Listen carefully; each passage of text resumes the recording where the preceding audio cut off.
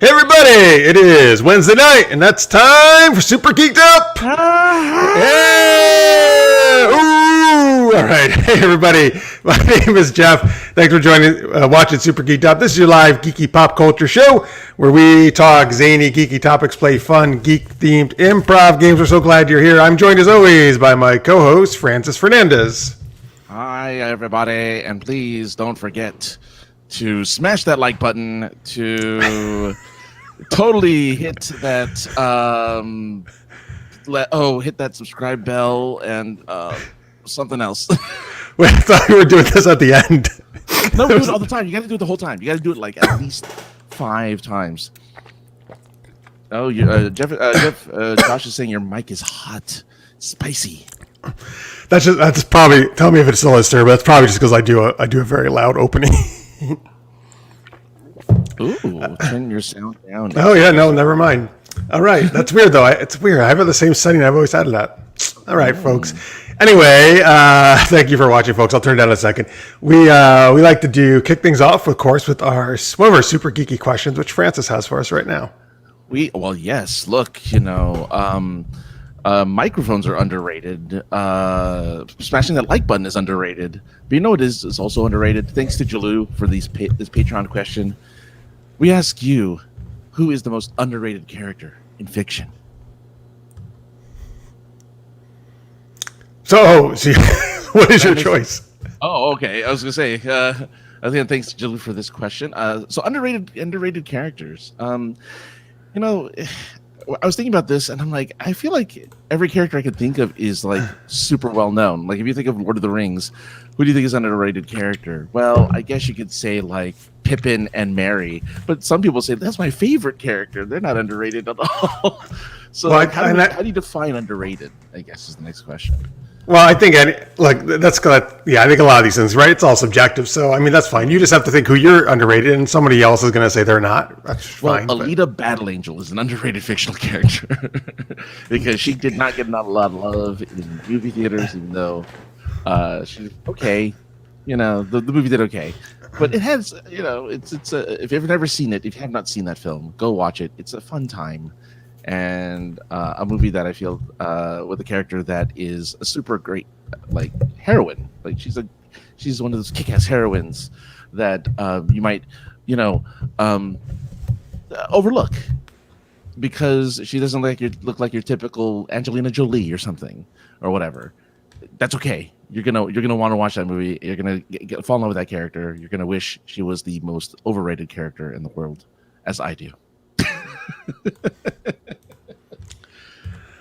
All right. Sorry guys. I'm working. I've lowered my mic crazy amount than it usually is. I don't know what's going on. If it's some kind of internal problem, it's super weird because this is the same setup I've always used, folks. Thank you for letting me know, though. Let me know if it's any better now. I'm not even on top of the mic.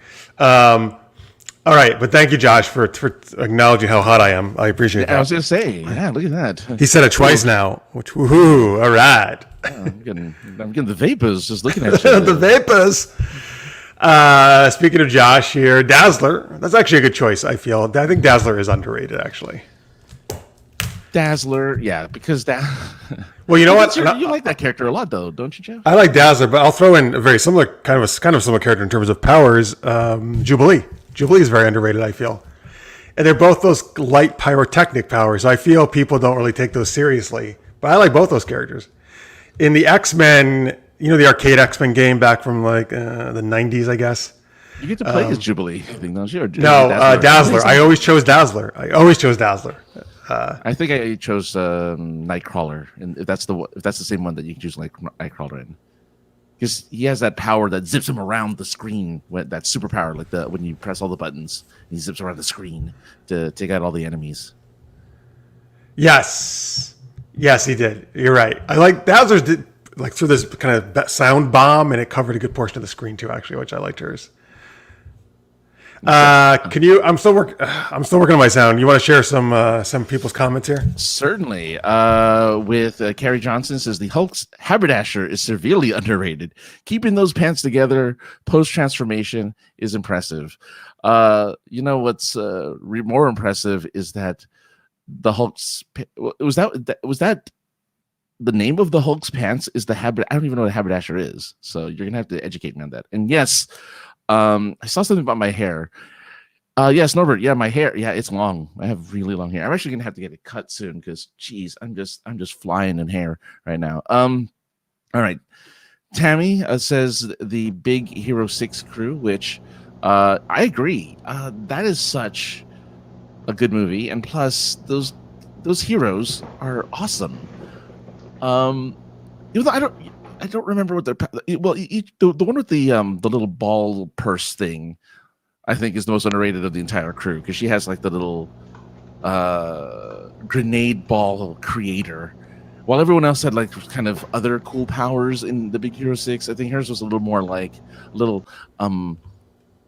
just like I would almost say secondary character-esque in her abilities and in her powers. But no, I love the Big Hero 6 is Haberdasher's a dealer of skulls. Okay. But yeah, how's the sound now on your end at least?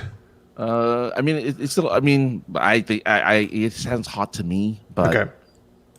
I mean, I don't know. Everybody's thinking I'm hot tonight. It's awesome. Yeah. Oh yeah. Actually, your the hotness has just made me want to talk real soft and real low. Let's see. Possibly all the characters played by Clint Howard. Oh yes, the brother of Ron Howard. He always plays these more. I would say. I don't know.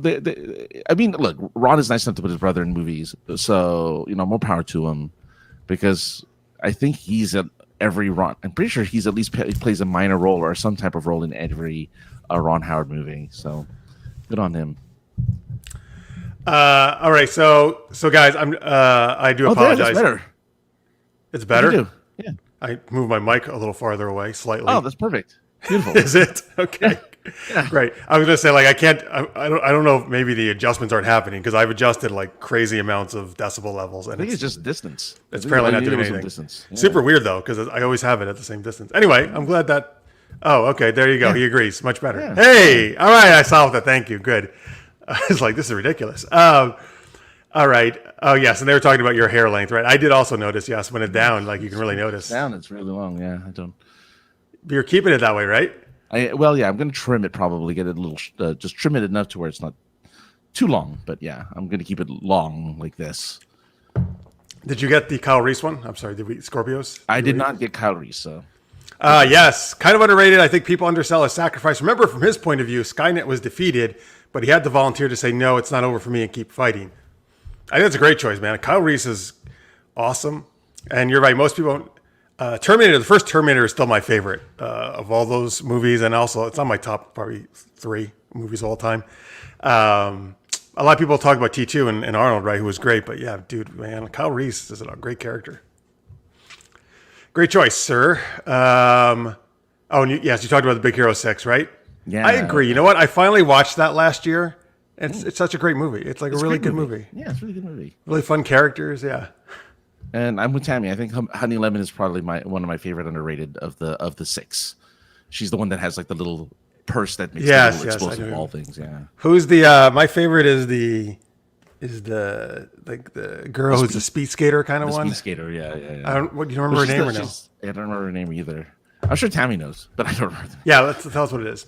Yeah. All right. So I was thinking. So a lot of people might think this is a strange choice, but the first one that came to my mind is actually one of my favorite characters of all time. Is actually Luke Skywalker. Oh. Now a lot of people like me will obviously say Luke is not underrated. That he's an amazing character, right? And like their favorite.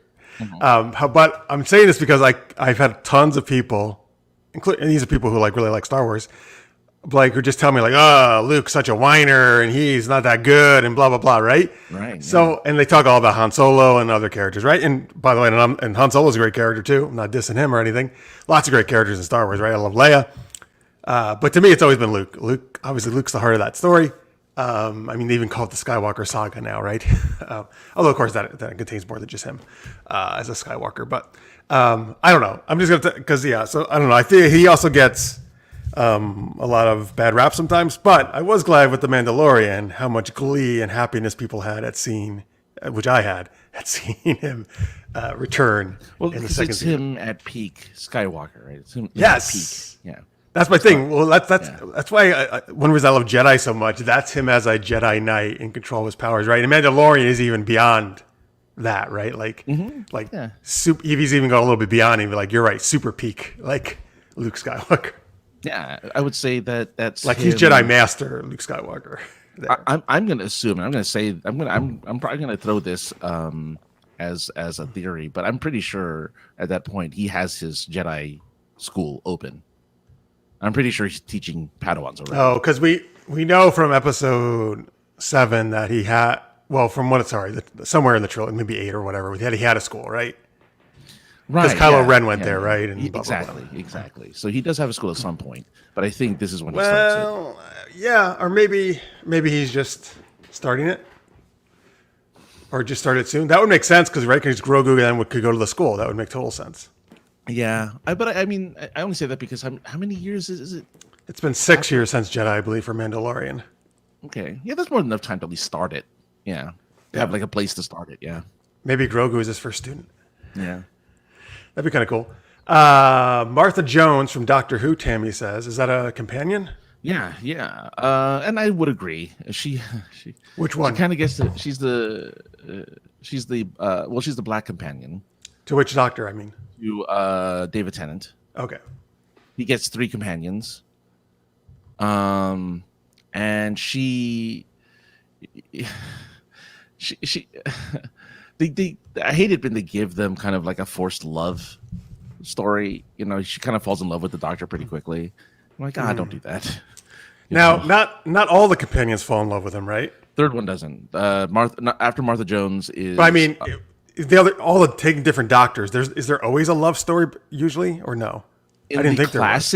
In the classic, yes and no, depending on whether it was a younger doctor versus an older one. Classic meaning before Ninth Doctor. Yeah, before the Ninth Doctor. Yeah, so it depends. Like I'm pretty sure Sarah Jane had a love. Was in love with Tom Baker's doctor. I'm pretty sure. But yeah, there are sometimes forced love stories in there, and it's like, you don't have to do that. You don't have to do that. So, all right. Listener's Mate says Gorilla Grodd is way too underrated. He's just not used well enough in the DC universe. Same goes for Livewire. Livewire, yeah, I agree. But Grodd, I think, is pretty good. Grodd is like one of the most reoccurring Flash characters. Yeah. I do think I like a lot of the stuff they've done with him in the Flash TV show as well. Mm-hmm. And yeah. So let's see here. We got Norbert watching over early in the morning in Germany. I was just thinking of the character Halo from Batman and the Outsiders, not known much anymore, eerily powerful. Oh yeah, I don't know that character. Interesting. By the way, it's Go-Go from the Big Hero 6. Thank you, Tammy, that I'm talking about. And hello to Crodius. Thank you for watching. Oh, I was saying about peaking, right? Oh, Luke peaking. Super peaked, super peaky. Oh, super freaky. What's the song? Super freak. Super freak. Super freak. She's super freaky. Yes. Which is, that's what MC Hammer then sampled, right? For Can't Touch This. God. Right? Yeah. A hat maker is a hatter or a milliner. Milliner? Is that how you say it? I don't know. Milliner. Yeah. I'm guessing milliner. Yeah. All right. Let's see. Pepe the Prawn from the Muppets is very underrated. We were talking about Muppets last week, actually, for our Muppet Avengers. He's tough and cool. I just don't think that the Muppets use him enough since he's one of the newer cast. Oh, well, that's probably why then. Yeah. Pepe the Prawn. Is a prawn a fish? Prawn. Sort of. It's it's shrimp. Prawn is shrimp, right? Oh, so they have a shrimp Muppet now? Interesting. Apparently, yeah. And, Josh likes Pepe. Josh approves.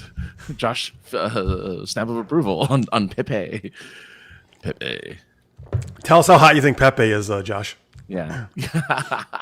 By the way, Josh is an audio guy, right? So of course he was all over my hotness. Yeah, exactly.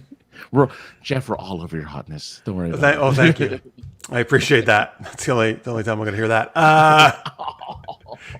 All right, let's see. So we got our choices, right? We got a lot of great choices from the chat. Yeah.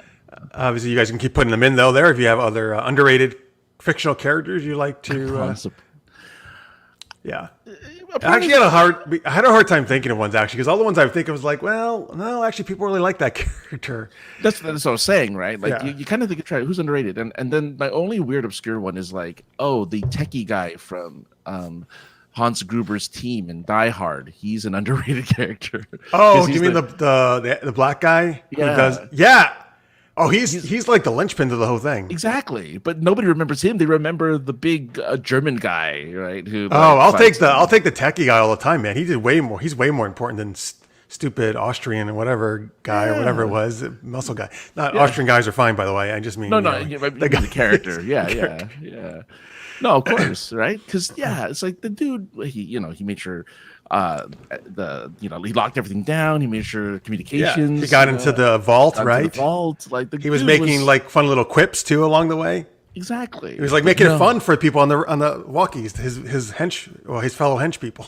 Exactly. But no, it's all Hans and the Austrian guy. Those are the only two bad guys you remember from Die Hard. So there you go. Well, of course you're gonna remember Hans Gruber, one of the greatest villains ever. You're one of them. I knew you were going to do that. I was waiting for your American accent. Gotta do it. You gotta do these ones. Klinger, played by Jamie Farr in MASH, Jalou says is underrated. Okay. Zoe Washburn from Firefly. I would think the doctor, right? Too, right? The doctor guy, the doctor who's brothers to. Oh, was the brother to Summer Glau's character? Yeah. Oh, I agree. He is underrated. I like him. I liked him. Zoe is Gina Torres, right? Was Zoe? Gina Torres, yeah. Like she was the first mate, basically, right? Or first. I think she was the first mate. Yeah, first mate, it was Malcolm and then her. All right. Necrodia says, "Well, Lady Facelap is a bit underrated. It needs a lot more stories and such to make it big." You're right, sir. But luckily, you bring her up every week, so she's getting there. Now you have to think of another a secondary character in the Lady Facelap universe that can be underrated. That's right. Yeah, Lady Face Stroke. Oh, that's a much nicer character than Face Slap. Exactly. That's her nicer twin sister. Yeah, it's like the She-Go to her Kim Possible. Kim Possible, yeah, exactly. Yeah. Nice. What about Dennis Nedry from Jurassic Park? He totally needs to be the star of his own movie. That's the right guy? Newman. It's Newman, yeah. That guy's the worst. I can't stand that character. Dodson, we got Dodson here. See, nobody cares. Like he's yeah. I love it. I love how just he's like, oh, I'm in all this debt, and you don't care at all. And how dare you say it's my problem that I got into it? How dare you make me take responsibility for my own problems? I'm gonna steal dinosaurs and destroy the park for you. That's probably the worst decision. What's the guy's name? The creator or the proprietor. Oh my God, I should know this, but my memory's been washed lately. Oh my God. Anyways, tell somebody in the chat. Tell us. Yeah. But that maybe is the worst mistake he made. Hired that guy. Yeah, the Newman guy. Well, yeah, because he's like, I spared no expense, except for the tech guy. Right. That's where he should have hired the tech guy from Die Hard. Exactly. That guy knew what he was doing. Instead, he got Nedry and chain-smoking Samuel L. Jackson. But at least Samuel L. Jackson was doing his job, right? He did, so, yeah. Hang on to your butts. Yeah, that's like the best line ever. Let's see. Thank you, Scorpio. John Hammond. Thank you. All right. Sorry, folks. Sorry, Josh. Your things got flagged by YouTube. Checking out your podcast, but I flagged them now. I can't. Wow, YouTube doesn't let people talk about podcasts, apparently. Why not? That's he said weird. You could check out my podcast, and it flagged it. I had to approve it. Oh. Maybe because they don't want you plugging your own show during other people's. I don't know. That doesn't make sense. Who cares? Tell what's the podcast he's talking about, Francis? Well, he and I, as well as our other co-host, Savannah, do a show called POI Podcast. It's the most generic podcast on the internet. It's live on Twitch every Tuesday night at 6 6:30? 7? I don't know. Pacific time, you mean? Pacific time, yeah. That's a great plug. Not sure of the time. And the most generic podcast on the internet. That's his line. That's actually Okay. his tagline. So I'm just using his words. Nedry is a good one. Scorpio says, without him, the whole movie wouldn't happen. That's true. But I'm just saying he's right. Well, without him, Jurassic Park might have succeeded, is what I'm saying. I would have loved it if, like, they need to make a version of Jurassic Park where Nedry just does his job. Yeah, and they just have a nice, it's like more like a documentary. We're just going through looking at the dinosaurs. It's nice. Yeah, well, yeah. Because I'm trying to think, like, what would the none of the dinosaurs obviously would have escaped. That's more or less it, right? Nothing escapes. Everything just stays what it is. So we're gonna make a whole new movie now. Then, so Sam Neill's character, why can't I think of everybody's name? Doctor, what? Samuel's character. No, Sam Neill, the actor, his character. Sam Neill. Oh, Dr. Grant. Dr. Grant, thank you. Mm-hmm. I mean, at the end of the first Jurassic Park, the idea is Dr. Grant, right? Obviously, he learned to I don't hate kids, actually. Kids are nice. Maybe I want to have some kids with Dr. Sadler. Of course. Sadler, thank you. Malcolm. I remember Malcolm. I remember Goldblum's character. Malcolm, yeah. But then he never had, right? In number 3, they haven't had any. They never had kids. I mean, they split up. We know that. They separate, But he never had any kids outside of her that we know of, right? No. See, so if that happened, but I feel like he wouldn't have actually liked kids except for all the stuff that happened in Jurassic Park, right? That he had to go through that stuff with them. Well, right, because he had to. Right, because he had all those harrowing moments where they looked to him. No, right? Here's the thing, though. Despite all that and him appreciating kids, he doesn't have kids. So that's my point. But he should have had kids. Is what I'm saying. If you're going to follow the through line of that movie, exactly. So that way, if Nedry doesn't mess up the park, he instead is like, I hate these kids, but you know what? They're not that bad. Like, he doesn't truly appreciate them, but he just realizes they're not as bad as he thinks they are. It's like, okay, I guess they're not that bad. Ellie, you want some kids? Yes, kids. They have kids because he doesn't appreciate them. He just realizes they're not as bad as he thought they were going to be. Right? That's the only lesson he learns. Is like, they're not that bad. I think in number 3, they should have still been together. Yeah, and they should have had kids. And that kid.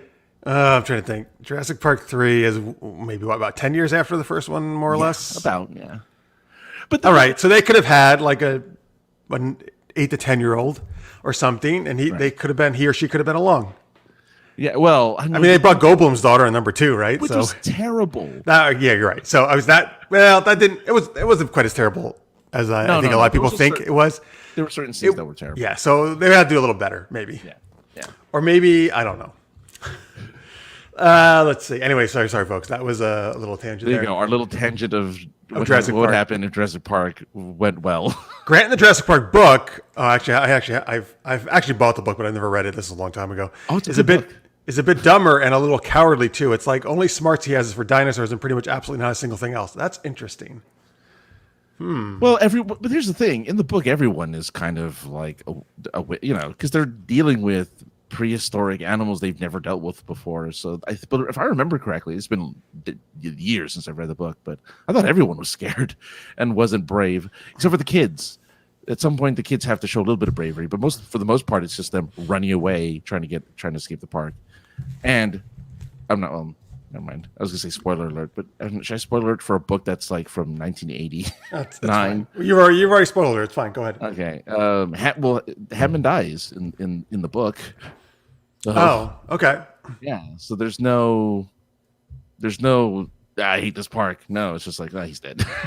He died. Oh, that's too bad. Yeah. During the T-Rex attack on the cars, Decrodia says Grant stays in the car and watches the kids nearly killed, and then watches Malcolm get attacked and stands there frozen in place and then gets knocked out. Oh, wow. That makes him way less heroic.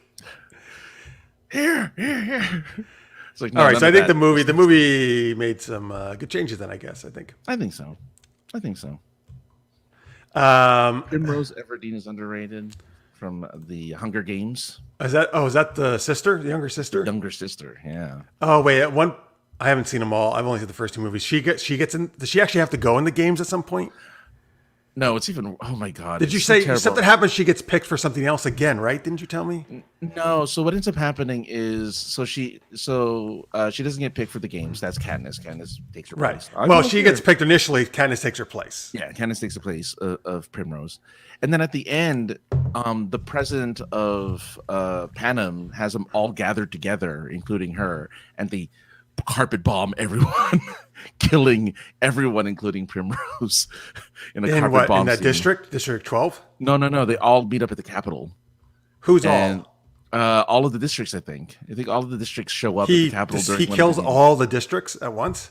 Well, he kills a bunch of them at least, because he dive bombs like a bunch of people that are from the different districts. This character has a terrible fate. Well, he's dying anyway. No, I mean Primrose, but she's like gets Primrose pegged. has a terrible fate. Yeah. Oh, Primrose. Oh, she's so sad, so sad. She does not, and then that's when like Katniss dies inside. It's such a weird story. And then the finale is like, well, I guess I'm stuck with this other guy, PETA, named after the bread. I guess I'll have a kid with him. And that wasn't her even. That she didn't. I wasn't even. You mean she didn't really want to be with him? They don't really say it one way or the other. Really, they kind of just make it seem like, But at least they had a kid, unlike Dr. Grant. Because the last two books are her just going through one harrowing thing after the other, so they don't really have a time to develop their relationship. And then for some reason, at the end of the book, she's like, "I picked the bread." Like, okay, I picked the bread. I like that. I hope that's her line. It's hard to have a relationship when you're fighting for your life the whole time. Yeah, you're fighting your life the whole time. You're expected to be the hero. It's like, ugh. Tammy says the Keymaster from Ghostbusters is also underrated. Everyone remembers the Gatekeeper, but not the Keymaster. Well, yeah. Was that Rick Moranis? Rick Moranis, yeah. I like Rick Moranis. He's great, man. Hey, welcome to my party.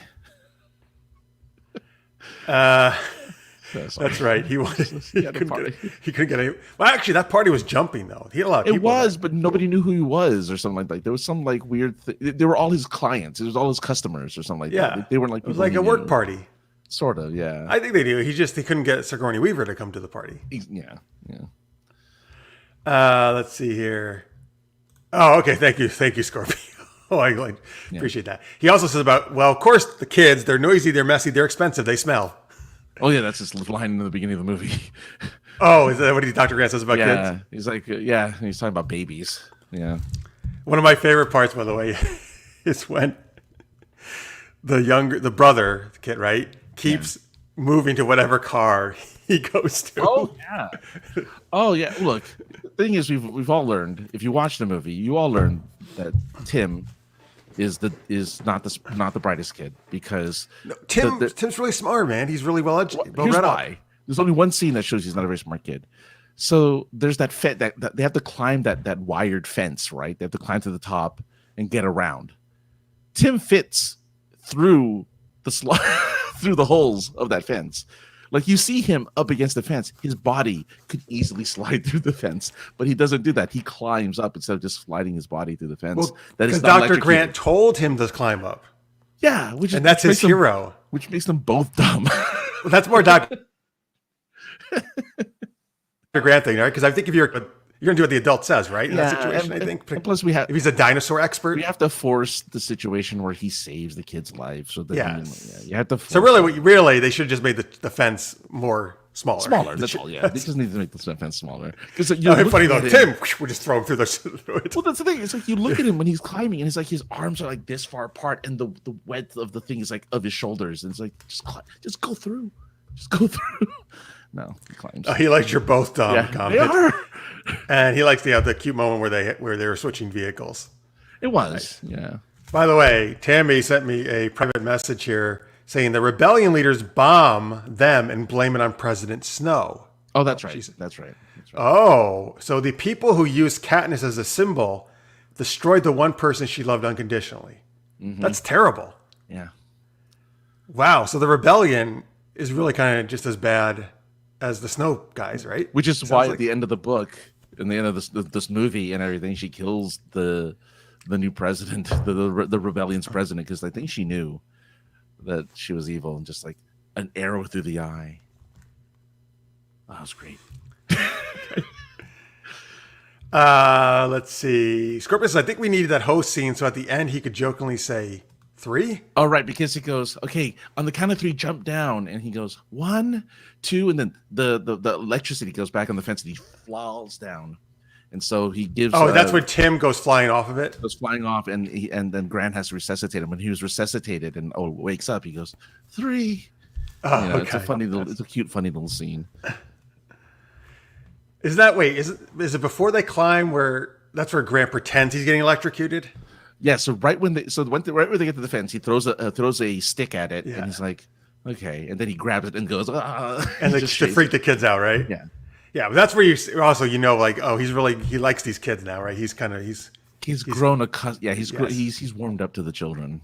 I really like Grant's character, man. It's a really good character, especially when in the book when he's running away. I don't know if I like book version of him as much. Got to see some Jurassic Park face swaps with these two as the kids. She wants you to put me and Francis from Jurassic Park characters as the kids. I'll be anybody from Jurassic Park. I'll be absolutely if you could find it. If you could face swap me to the T-Rex, that'd be amazing. Can you put me like as Malcolm or Ellie or somebody, and then do the Malcolm as the T-Rex? Where he's shirtless and he's like waiting for them to come back. Oh, I would love to be shirtless Malcolm. I wish it was brought to you by Jurassic Park. Yeah. Oh man. Let's see here. Great descriptions of the kills, especially Nedry. Oh wow! All right, wow. Oh yeah, there's some pretty good kills. I don't know if I've ever told the story, but when I think this is my second read through of the book, and there's a scene at the very beginning where a little girl gets killed by a bunch of dinosaurs. And I don't know what I was doing, but I actually jumped like from fear because even though I knew it was happening, I knew it was going to happen. Wait, but for just reading the book, you mean? Yeah, but from reading the book, I got the jump scare, and I'm like, oh right. Oh wow. Like I actually had a jump scare while reading the book. That's impressive. It's really good. It's really well done. Did you read it when you were a kid? Yes, I read it when I was a kid. I read it at like 11. Yeah. Oh, nice. Oh, I love this. This is one of the best chat comments. Alex, hey everyone, I'm on top of a mountain in the woods of Colorado, but wanted to say hey. Hey, Alex, that's amazing. Wow, that's awesome that you're still watching from the top of a mountain in Colorado. Are you on Pikes Peak? Are you on somewhere in the Rockies? I'm sure. Wait, is Pikes Peak, Seattle? No, that's one of the highest mountains in Colorado. I'm thinking Pikes Place. Sorry, that's the market. You're thinking of, right? Yeah. Sorry. Yes, there's a market on the very top of Pikes Peak, and you go shopping there. I don't know how English works. All right, that's fine. That's what we're here to teach you. All right, folks. Thank you for all those great choices. Of course, we like to do Jurassic Park tangents because we love that movie so much as possible. Yeah.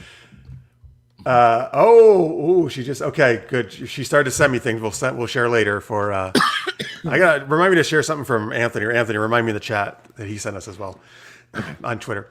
Anyway, we're gonna play our first geeky game, folks. It's called Ridiculous Rhyming. This is where from you folks, we need character suggestions, fictional characters that we can be. Again, these are not like made up superheroes, but like Indiana Jones, Batman, that kind of stuff. So give us some characters you would like Francis and I to portray, and then we're going to have to do a scene suggested by you where we can only speak in rhyme. As much as I'd like to be a witty wanderer or a cool cat. Alliterate, right? Well, Jalou's great at the alliterative ones. Thanks for the reminder, Cronius. Remind me a little later, too, when we're going to do it. Kosh. Who's Kosh? I haven't seen Babylon 5 in forever, so I don't know. Well, I only seen a few episodes, so. All right, tell us who that is. Of course, Lady Face Slap. You know that was going to come in there. Oh, it has to. While we're waiting for more fictional characters, Listener's Mate says dinosaurs from the Muppets and Disney is way underrated. Even more so now that's been off the air. Oh, he binge-watched it on Disney+. Not the mama. The Tushmongler. Wait, is this a made-up character? That's a made-up character. Oh, I was like, I really wish there was a character named the Tushmongler. Good. I'm glad that Scorpio, save that for superhero sound effects. That would be fantastic. Ian, Malcolm, Dennis, Ned, you're liking these Jurassic Park ones? Oh, I like the dolphin, Darwin. I love Darwin, the dolphin on Sequest. the T-Rex from Jurassic Park, Hammond. I like this. Is good. I think we should do a Jurassic Park themed scene. Actually, that would be very appropriate. I think so because we're there. All right, so who do you want to be from Jurassic Park out of these choices? I feel like you need to be Ian Malcolm because you want your face swapped with Ian Malcolm. I feel like that's your character. I'll be Hammond. All right, I'll be Malcolm. Sure. I'll be Hammond. And you're going to be Hammond? Yeah. All right. So, folks, well, I guess I don't know if we can just. The guy he calls up is like, I can't keep the ship here any longer. Oh, wait, don't we see like one shot of him, right? And there's a storm and he's by the ship? Yeah, that one. Like, Yeah. You got 15 minutes. By the way, it was so stupid that Nedry even thought he was going to make it there, right? Yeah. He was never going to make it there. It's a storm. He doesn't even know which way he's going. No. Why didn't you, the first thing he would have thought is, I'll bring a map with me. But no, what does he do? He doesn't bring a map. Instead, he just assumes he's going to follow the signs to get to the docks. Don't worry. Well, listen, we do love Nedry because we're talking about him, obviously. Maybe we'll talk about him in the scene. We'll see if we can work him in. Scorpio says they are debating if the dinosaurs need diapers. Okay, there's our scene. Oh, God. Good. I love talking about dinosaur poop. That's one big pile of shit. Isn't that that's what Malcolm says, right? Right, because he has to look through the fecal matter. That's on our 300th episode, actually. I think that clip of you saying that. We did it. Oh, really? I think we've done another Jurassic Park rhyming scene with who's our friend there, our guest from James Cox. Yeah, I think it was with him. Anyway, okay, so let's see. I'm Ian Malcolm. You are John Hammond. I'm John Hammond. And we're doing a scene in Jurassic Park. We're debating if dinosaurs need diapers and maybe what other nonsense we talk about. Stegosaurus is actually my favorite dinosaur since I was a kid. That's what was sick in the book, not Triceratops like the movie, he says. Interesting. Yeah. Crody, you know a lot about the book. That's impressive. Easier to... Yeah, he must have read it recently because I don't remember any. I just remember... Maybe he just remember because he loves it so much, He has an amazing memory. I just remember that the scene with the... it's a Unix system. I know this. Which is the scene I hate the most from this movie. When the girl... the sister... says it's a Unix system. That's so she gets the computer and it's like, it's a Unix system. I know this, and she just starts clicking things randomly. Just like, oh, God. She's the hacker. Yeah, right. Or is that the term she doesn't like? She doesn't like the hacker term, right? Or they never say. There's some term he says she doesn't like. Yeah, maybe I don't know, computer nerd or something. I don't know. Because fecal matters. Oh, he's currently still reading the. Oh, you just read it all the time. That's great. Oh, nice. All right, here we go, folks. This is Ridiculous Rhyming. Jurassic Park, and we have to speak in rhyme. God.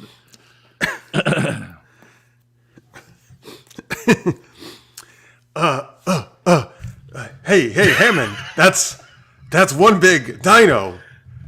Oh God, that Nedry, what a wino. Ian,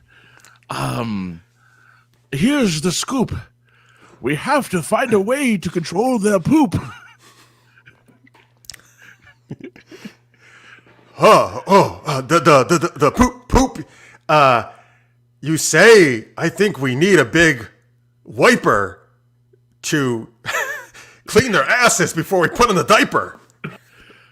A diaper, you say? I think that's tense. But never mind, I spared no expense. Listen, Hammond. This is not a good idea. I always do this. Idea. It's like the hardest word to rhyme with.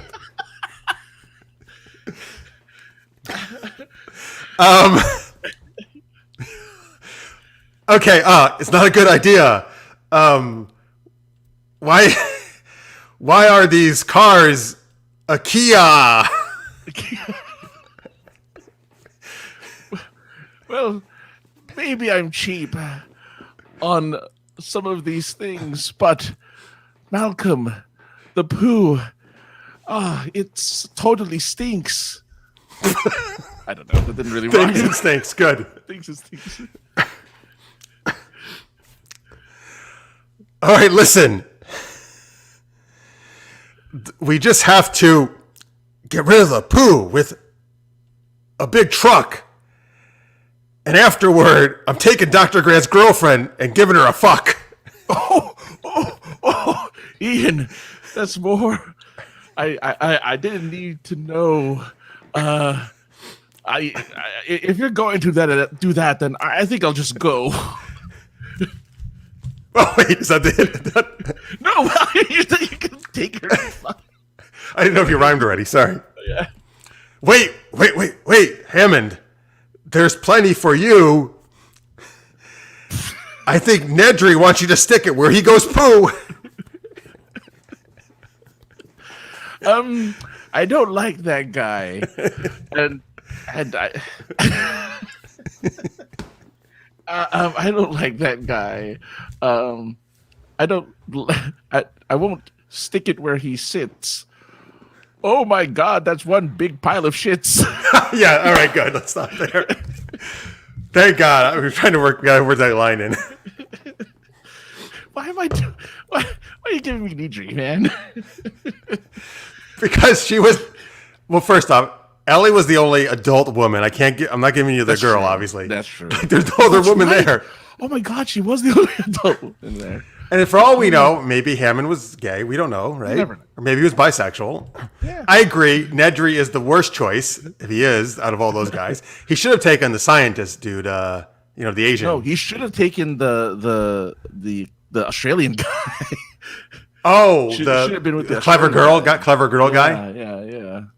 All right. Yeah, he's masculine, I'll still put him with the scientist. I think he likes brains. Oh, yeah. This script read of deleted scenes from the Jurassic Park movie are so bizarre. Yes, right? I don't know why they got rid of the scene. It's really good. I know, right? I mean, it was such a great scene between the two of them. I was like, oh, it's so deep. You didn't say the magic word. Now we have to diaper up the Stop the Thanos turds. That's good. Oh, that's good.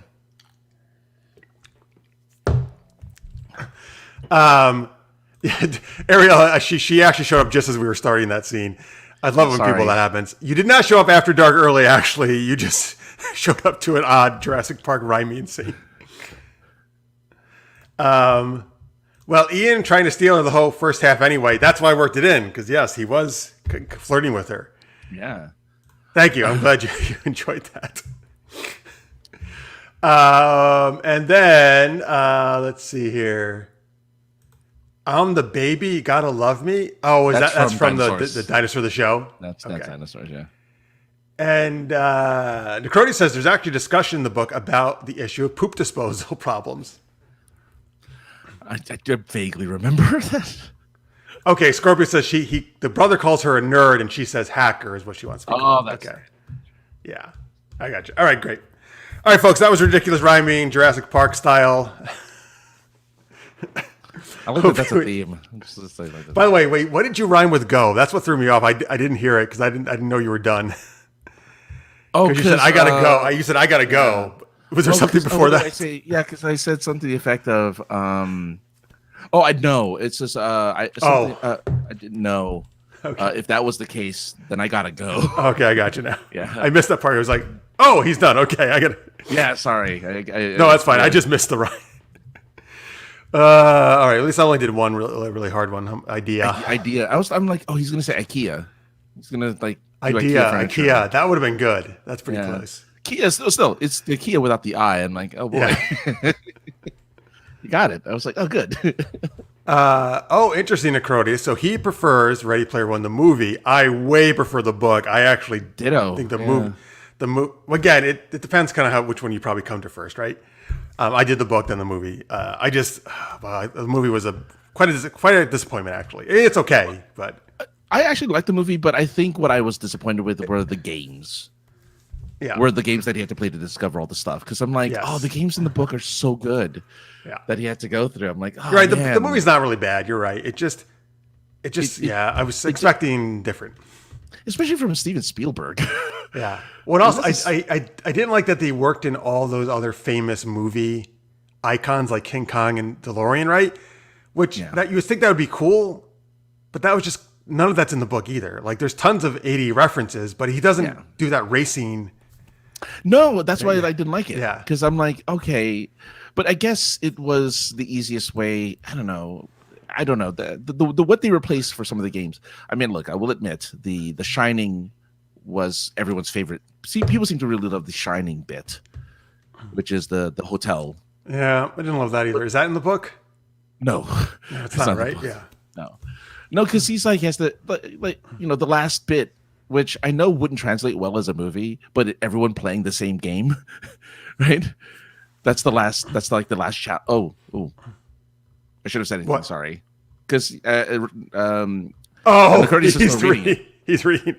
So, but anyway, but it doesn't really say anything. It's vague enough. Luckily, what I just said, it's very vague. But like the games that they use to really progress the story are just, I think, way more elaborate. But I guess you have time, right? You got part of it's a time constraint. You got to do the time thing.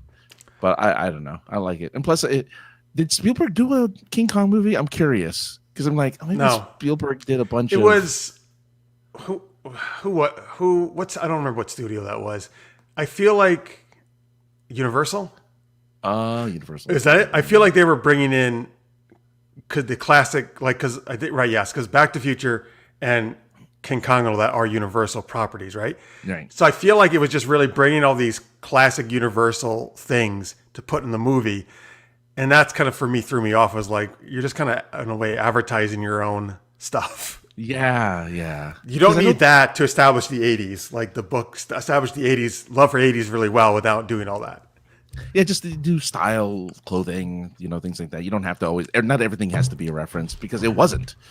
But I understand. Like, okay. Also, the same thing, which I know you probably didn't care because you like Alita, right? But I don't like this about Alita. I didn't like about Ready Player One, the CG virtual, the Oasis world. I didn't like the way they looked. I do not like the way they always do these 3D virtual characters. Yeah, it looks so too non-human to me. Well, I mean, that would make sense though in the Oasis because it is a video game world, right? Like it's not supposed to look except there are plenty of video games nowadays, Uncharted, Mass Effect, Tomb Raider, where the characters look extremely human-like. Oh, I see. They're supposed to be as human as possible, right? And we're almost to a point where they can, they are ridiculously human looking, right? So it's a style choice, really, is what it is. Yeah, it is. I don't know how you and I kind of get it for Alita, but I mean that's also because it was an anime originally, so they're kind of sticking to the anime style with that one. But yeah, I love traditional anime style. Yeah. I love particularly hand drawn. Did you like the Scarlett Johansson's Ghost in the Shell? I thought it was pretty good. Okay. I mean, with that, but I mean, again, the people weren't CG. I mean, she wasn't but CG. She wasn't CG, but the guy with the eyes was CG-ish a little bit. Some of his stuff was CG onto him, his face, right? Yeah. Well, I guess because again, most of it was still his face, right? I think that still was fine with me. The only thing that changed with Alita was the eyes. That was the only thing that they CG'd. Everything else was real. Oh, the body, right? What? It's a robot body. Wait, that's not her face. That's her face. The actress's face. It's the actress's face. Yeah. Maybe I'm just staring at the eyes so much because I cannot like. I believe the dots are only around. It just looked so distorted. Like I guess maybe that just distorted everything for me. I'm like, what is happening here? Well, I mean, now again, larger than life eyes on traditional anime. I like the big eye style actually. Like I think that's cool. Yeah, but it doesn't translate well to real world. Like, oh, hey, look at the big eyes on that guy. Let's see here. All right. By the way, in Jurassic Park, Julie was saying, were the children's roles reversed in the book? That's interesting. I didn't know. Was the girl? Weren't. No? Okay. Necrodia says, I like how the movie is. It's not the book, but I like it. Unlike the change of Lord of the Rings movies versus the books, I way prefer the 1,000-page monstrosity of Lord of the Rings book set. Okay. Okay, cool. Yeah. But he says, when we agree on Ready Player One movie, at least was better than the Hobbit trilogy fiasco. Well, I actually don't agree with that. I know, interesting. I know most people prefer the Lord of the Rings movies. Mm-hmm. I don't think there's a ton of hate necessarily for the Hobbit movies, right? Maybe they just weren't quite as good as maybe some people wanted. I actually prefer them to the Lord of the Rings movies. I know I'm way in the minority on that, but I thought they were fun adventures. Yeah. I mean, yes, more than it needed to be, right? More, the three movies were more than needed to be, but that's okay. Yeah, That's what Peter Jackson always does. Yeah, that's true. Yeah, I never had a problem with the Hobbit movies. I think that one of the weird things that people had a problem with was that, oh my god, Arrow elf dude, Legolas was back. When they brought Legolas back, they're like, he wasn't in the Hobbit. Why is he here? Right. Well, because they were trying to link it to Lord of the Rings, right? And popular character, and well, the elf woman who love triangle, she was created as well for the. She was created, right? yeah. She wasn't, yeah. Yeah. But like, if you're gonna do a character, oh yeah, no, I actually liked. Some people thought, oh, that whole weird elf, dwarf relationship was weird and stuff. Like, no, that's cool. I thought that was cute. You're like, I like it when elves and dwarves get it on in a menage a trois. Well, I was wondering, I was like, well, if you're going to connect anybody, why is it Gimli there or somebody? Like, even though I know it can't be because Gimli's grandfather is in there, but I'm just saying. Oh, is he one of the hobbits who helps? Yeah, one of the dwarfs that help Bilbo. Okay, wait a minute. How many years? I didn't think it was that many years between The Hobbit and The Lord of the Rings. Do you know how many long it's supposed to be?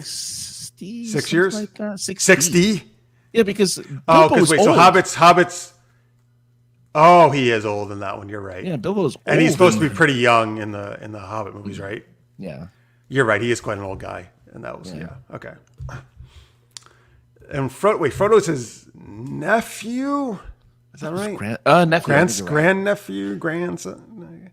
I didn't think it was his grandson. Grandnephew? His grandson. Some nephew. I think it is like nephew or grandnephew. Ariel loves both Lord of the Rings and The Hobbit, where they made cameos in my books. Oh, that's cool. Oh, nice. Nice. Oh, very cool. The Crodius thinks Hobbit trilogies were bad CGI went to die. It's so padded with new stuff, but it's the overly done CGI that ruined it for me. See, I actually think the CGI in the Hobbit movies and the Lord of the Rings movies is worse, to be honest with you. Now, well, they didn't again, use those are older. much in Lord of the Rings, though. That's the thing. They used and again, that's obviously older, so the CGI wasn't as advanced. Yeah. I don't know. Here's the thing. It's always, there's a scene, I don't know which one of the movies, the Lord of the Rings movies, but Legolas is jumping onto some huge creature. I don't know if you know what I'm talking about. He's battling and he's jumping on, whatever. It's so obvious to me that here's the problem. My problem is when I know it's CGI, right? And I can totally tell. This is a big problem with The Matrix Reloaded. Well, lots of problems with that story. Oh, I'm so glad. I was going to bring that up. I'm so glad. But you know, the fight that goes on for like a half an hour. The 100 Smiths, yeah. Yes. By the way, normally I'm all about martial arts fights that go on a long time. But it is it's painful actually to watch the CGI in that, right? Like they're all CGI and it's like ridiculous. It's like, well, what bothers me is that, okay, I get the CGI for like a couple of the scenes, but then when he's on the ground fighting them, I'm like, you could use Keanu Reeves. You don't have to do CGI anymore. You can stop. They wanted to They wanted to try to do this super amazing, right, crazy stuff, but it just takes me out of it. Just use the real people, because that's what they did in the first one, right? They had awesome martial arts fights. They did. And like again, there's I think my favorite fight scene in Reloaded is the Merovingians anteroom with all the weapons. in Reloaded. In Reloaded, yeah. Where he gets the size at the very beginning. He's fighting everyone with weapons and stuff. Like super great scene. No CGI, right? It's all just wire work, and that's what makes it so good. But then there's the I forget the Burly Brawl. That's what it's called. That's the name of that scene, the Burly Brawl.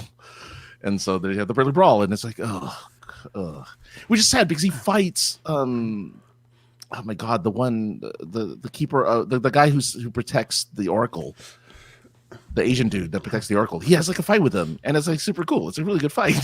Yeah. And he's like, oh, now we're just gonna make him. Now, it's not that CGI doesn't have its place, obviously. Lots of great stuff with it, right? But again, it's just, sometimes it's overused. By the way, Tammy, I agree with this, Tammy, wholeheartedly. They had to create female characters for the movies. Tolkien wrote a world where females were mostly marginalized and invisible. Tolkien is, by the way, huge respect for Tolkien because he influenced so many other people, right? But it was very much, this is a world of a band of brothers, is how I've always looked at Lord of the Rings and Hobbits, right? It's about the brotherhood of men.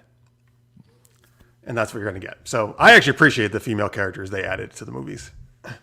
Yeah. Okay, now maybe I'm the only one who likes barrels. Necroides thinks it's the worst CGI in modern cinema, the barrel scene in the second, I think it's the second Hobbit movie.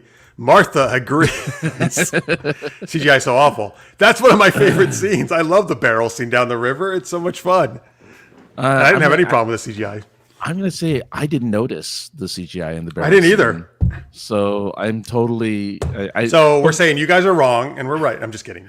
But also, I will admit, I only ever seen the Hobbit trilogy once, while I've seen the Lord of the Rings trilogy like 3 or 4, the extended like 3 or 4 times. So, I need to watch the Hobbits again because I didn't have a problem with those movies. I thought they were fine. I didn't have any issues with them. Yeah, I like them. Yeah. Well, Martha, I guess since you hate the barrel so much, my plan was I was going to ship Francis in a barrel to you across the border, but I guess I won't do that anymore. No, because it might remind you of that scene you hate. Yeah, that seems to like I'll float you down the Rio Grande and into Mexico in a barrel. Hey, at least, as long as it's not over the Niagara, I'm a happy camper. People have done that, but I would not advise it. Yeah, I don't know. crazy very, stuff. very foolish. It's so weird, right? In a barrel? I don't. In a barrel? Yeah. What's going on? All right. Anyway, let's get to it's Patreon time. Time to thank our amazing Patreons. Here's where you can go, folks. Patreon.com/supergeekedup. Again, any amount really helps us out. Remember, hey, if you want to send a question like Jalou did earlier for our today, you can pledge to us at $5 a month or more. You get Tammy and Craig did it last week. We would love to use your questions on the show. And at $3 or more per month, you get access to After Hours, which we're doing tonight after the main show. Main show. Oh, don't forget to like and subscribe and hit that bell. All right. But who are we going to shout out here today? Oh, we have a super geek. Thank you to our super shout out patrons at $10 a month or more. Maria and Justin Duranro, Caroline Brand. Your scientists were so preoccupied with whether they could, they didn't stop to think if they should. Nice. Craig Allen Poole. Quiet, all of you that approaching the Tyrannosaurus puddock. That's not even Australian. No. Who are you trying to do? The guy who, the good hunter guy? Yeah, Muldoon, because he's like he has an Australian. He has like a different Australian accent. I do the "Oi, crikey, I mate," Yeah, that's the only one I can do. Rachel J, you're a clever girl. Victor Snyder, I have a question for you. Who's hungry? Because they say that after seeing the raptors eating the cow. Tammy Anderson, you know this, we know this, but you're a clever girl. No, I did that already. You know this, I know this. Life finds a way. Terry Field, look, if there's one piece of advice I can give you, only one piece of advice I can give you is to hold on to your butt. Just hold on to it. Don't have to do anything else. Just hold on to it. That's all I ask. All right. Sandria, look, just avoid the big pile of shit. That's all I ask. And Jalou, remember, when you gotta go, you gotta go. And Cethos, I'm sorry, but don't hate that man. Don't really, really hate that man. Thank you so much, guys, for being great and enjoying my, I guess, adjusted for TV version of the quotes from Jurassic Park. Also, as always, because I'm doing a TV adjusted. I have had it with these monkey fighting snakes on this Monday to Friday plane. That's the best one. It is the best one. There's never going to be a better TV edit than that one or dub one. No. Sorry, the Monday to Friday for some reason, even more than a monkey fighting snakes. Just I still want to know why this plane doesn't fly on the weekends.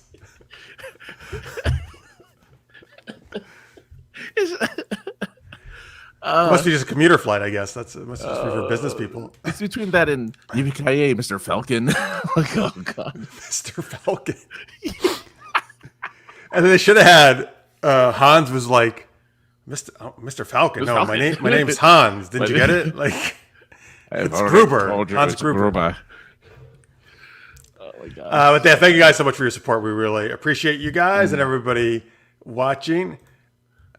Yes, the snakes were absolutely on that plane. They were all over the place. I still haven't seen the movie. I got to watch that movie. But I feel I need to watch I have to watch the TV version because I want to see that. I want to hear that. I don't know if you can find the TV version. Well, you think you can find a TV edit? If you can, that's amazing because I would love to. Well, did they ever show it? Well, I don't have Sling. I used to have Sling, so I had TV kind of. Well, they showed it on basic cable. You know, like. Yeah, so I kind of had basic cable for a little while, but not anymore. So I never saw it came on really. Well, you know what? They should release that. You should be able to buy a digital version that is the TV edit version. Yes. Imagine that got like more popular than the actual. I mean, there's a reason why people know the monkey fighting and the Monday to Friday stuff, like because it was like that's such a great kind of edit, and the best part is again Samuel L. Jackson did his own ADR for that, so like, you know, he did nice. Yeah, that's his voice, like that he did. They didn't get anyone else to do it, so. Listeners is recommending, the Lord of the Rings cartoons. Nice. Yeah, the cartoons. I know. Yeah, those cartoons are great. And Crodia says, on IMDb, there's a rumor of a new Super Mario Brothers movie in development, but the original was amazing and the CGI was way better than the Hobbit trilogy. Oh boy. All right. There is a fan edit. I recently found there's a fan edit of the Super Mario Brothers movie that apparently makes it good. That's quite a feat if they did that. Exactly. So it's a 2-hour long movie. So I haven't sat down and watched it yet, but I intend to watch it at some point. Ariel is recommending a show called The Gift. She watched all 3 seasons. Great if you like time traveling, time linear shows. I do like time traveling shows. I don't actually know what The Gift is though. Think about that. All right, tell us what that's on, Ariel. Yeah. Like a streaming platform or somewhere else? Probably because you watched all 3 seasons. So probably one of those. Like Netflix or something. It is Netflix. All right, there we go. There you go.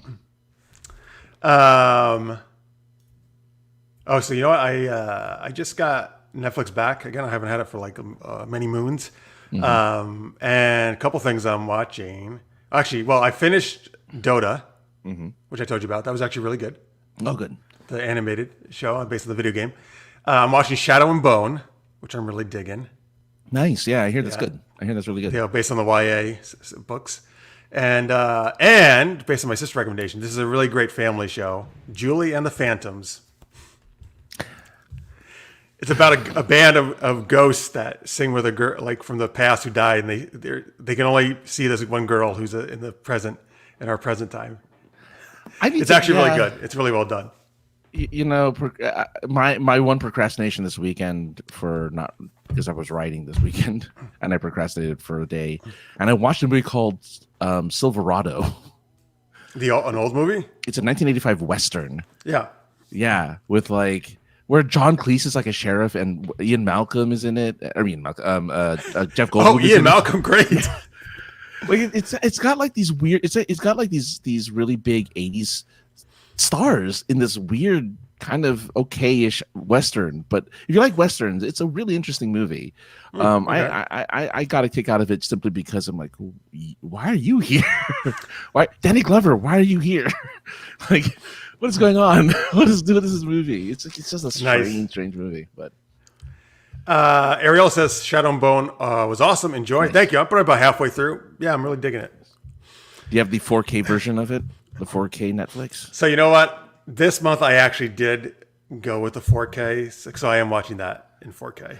I don't know if I'm going to stick with that because I don't feel if that's totally worth it for the extra money, but because not everything's in 4K, right? But yeah, I was just going to say I don't. Well, here's the other problem. I watch some stuff on the gym, and my phone isn't 4K.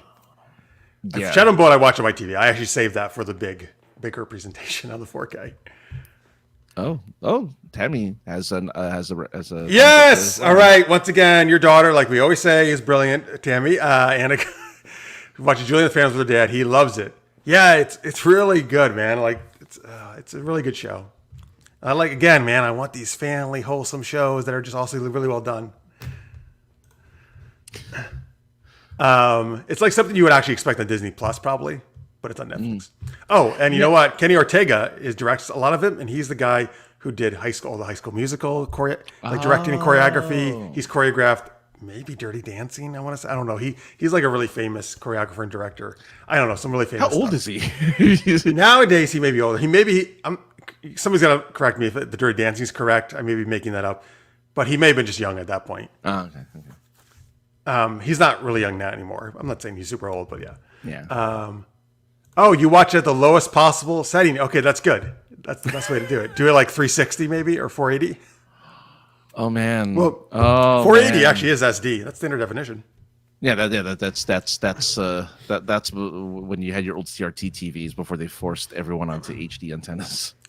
And then you're like, oh, you could see the makeup on their faces on the newscasters. I don't like this anymore. Like on the new TVs, you mean?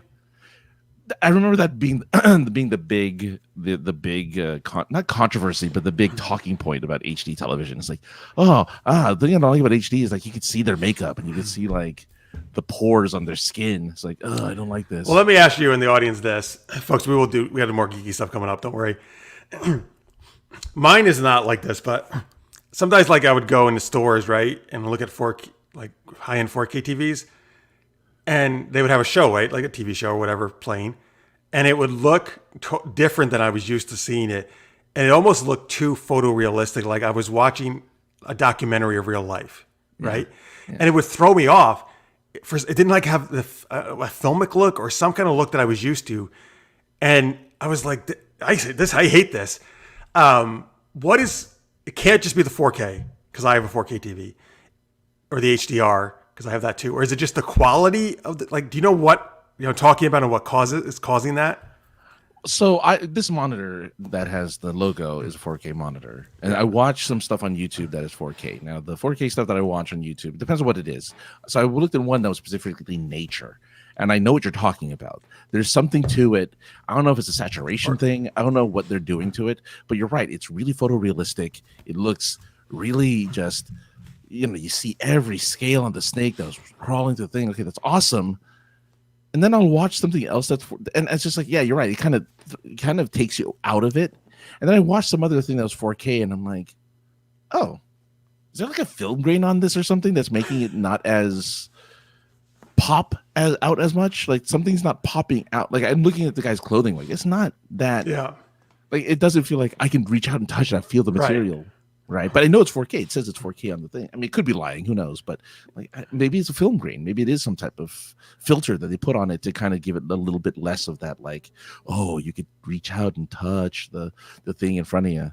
So I don't know. Okay, yeah. I mean, for nature, I think I'd be fine with it. But for films and shows, I can't stand it. But luckily, again, my TV never seems to do that. I didn't know if it was like I don't have the most high-end TV. Obviously, I just have like a lower end. No, there's a TV out there that they were trying to advertise for a long while, which Tom Cruise was like, don't ever get these kind of TVs. Don't. It ruins the experience. And it's the one where it smooths every action so that it looks like too smooth. Like it looks like it's too... It just makes everything look... artificial, even though it's it's supposed to make it look more realistic. It makes it look more artificial, and Tom Cruise hated it. It's like, oh, this is terrible. Don't watch my movies this way. Fortunately, I always go take Tom Cruise's advice when I buy TV and other electronics. It's just so funny that he was against it. But he also of course had to save the whole movie industry during COVID.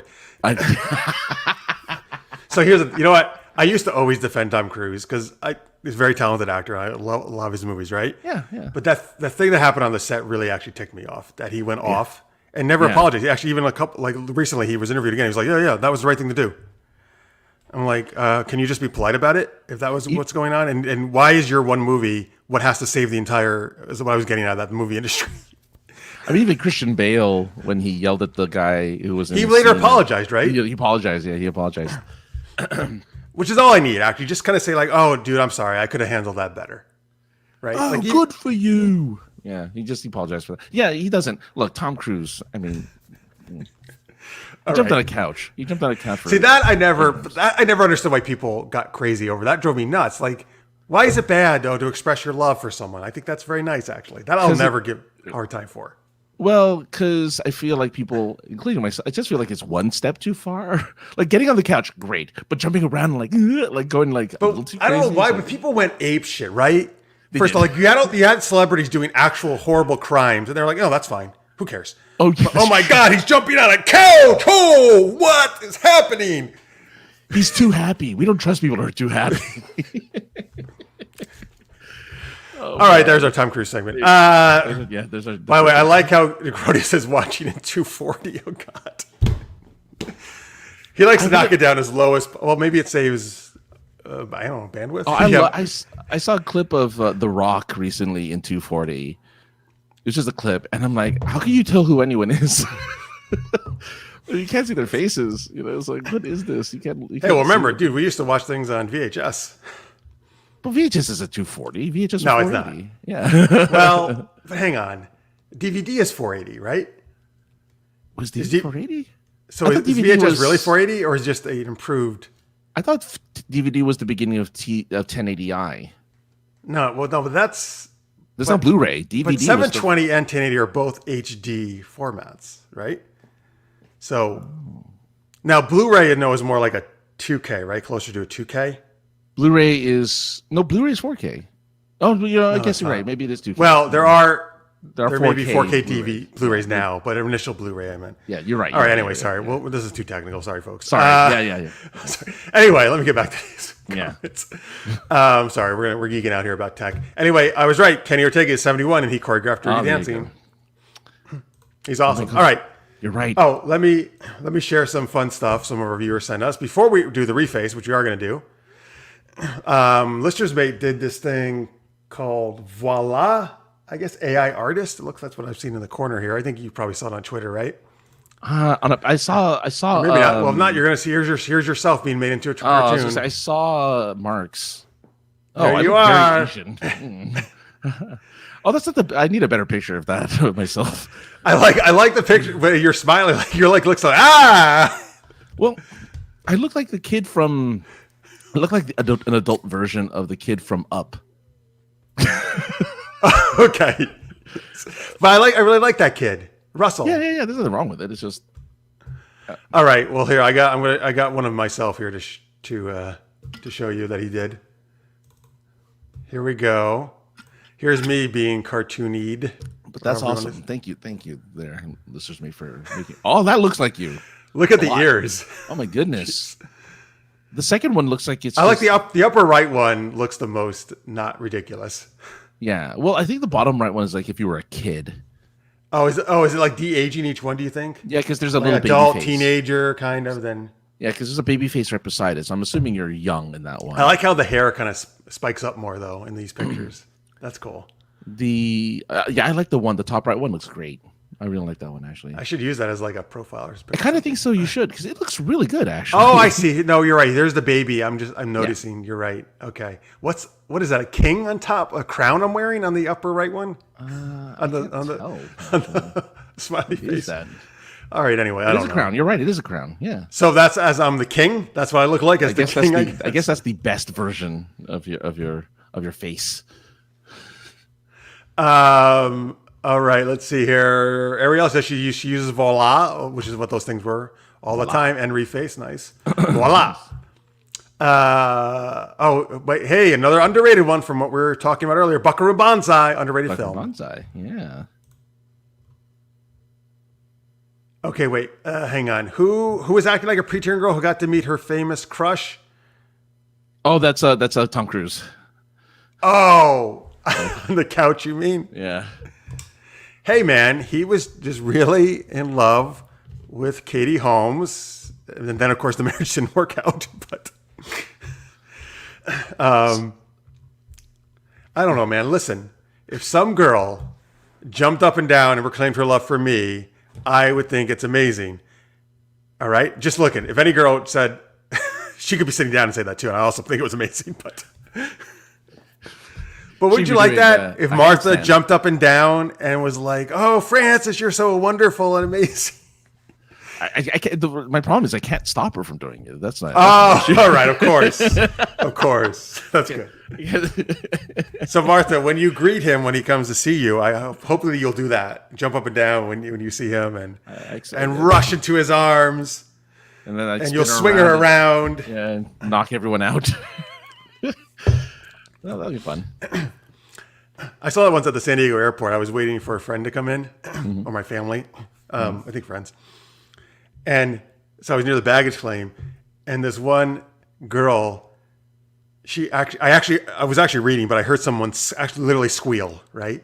And I looked up, and this girl rushed in. She leapt into her boyfriend's arms, wrapped her arms and legs around him, and they just stayed like that for the longest time. And I noticed because it was like one of the most pure like outpourings of love I'd ever seen. And it was like, to be so, I don't know, like it really moved me. Like I was sitting like a ways away, right? So I wasn't like creepy on him, but I was just like, oh my God, that's beautiful.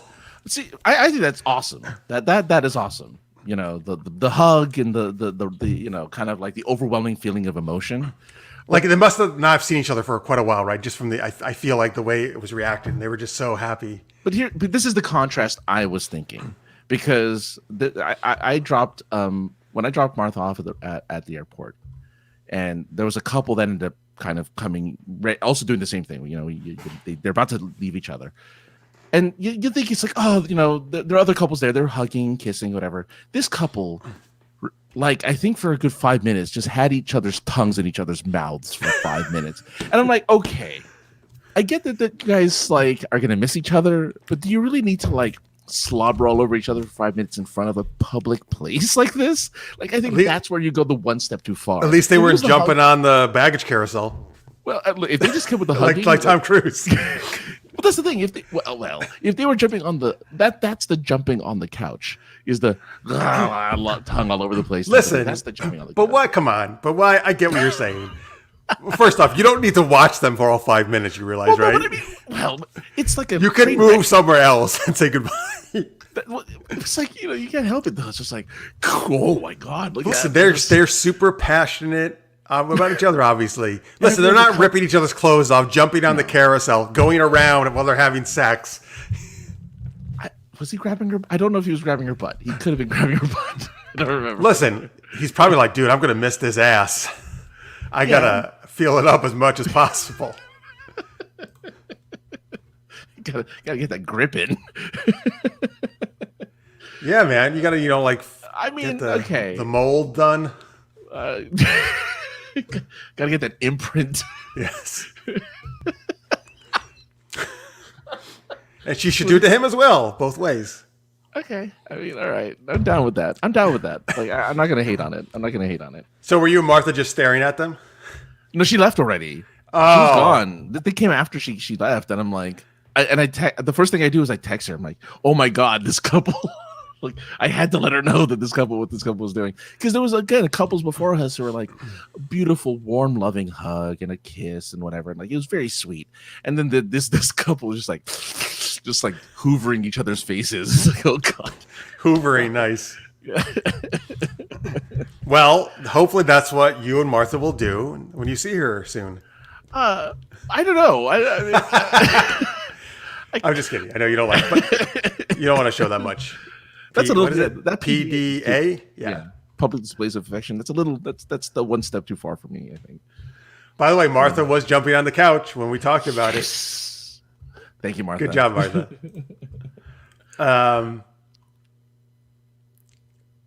Oh wait, Tom Cruise. Wait, did he bring? Katie was there on the Oprah thing. I don't remember that part. I don't remember. That I thought it was like he was there. The couch. Yeah, I thought it was only the couch thing. I mean, she wasn't jumping on the couch. No, she was like, "I'm okay." It's like, you don't have to stick your tongue down my throat. It's okay. I appreciate it. Thank you. All right, so here, let's do some refaces that Tammy's. This is such a weirdly tangential. This is what happens when we don't have guests. Guests kind of, we have to stay on track a little bit more with guests. Yeah. So funny. That's what you get, folks. When it's just us. Yeah. All right. So, what are refaces, Francis? Reface is when you take your face off and put it on any actor, character, cartoon, even, and you get to be in that scene. And you get to be in the scene as if I were in Alita Battle Angel, like, oh my god, I look great. That's my hair now. That's Actually, it's really close to your hair. Really close. That's my hair now. Hold on, let's see.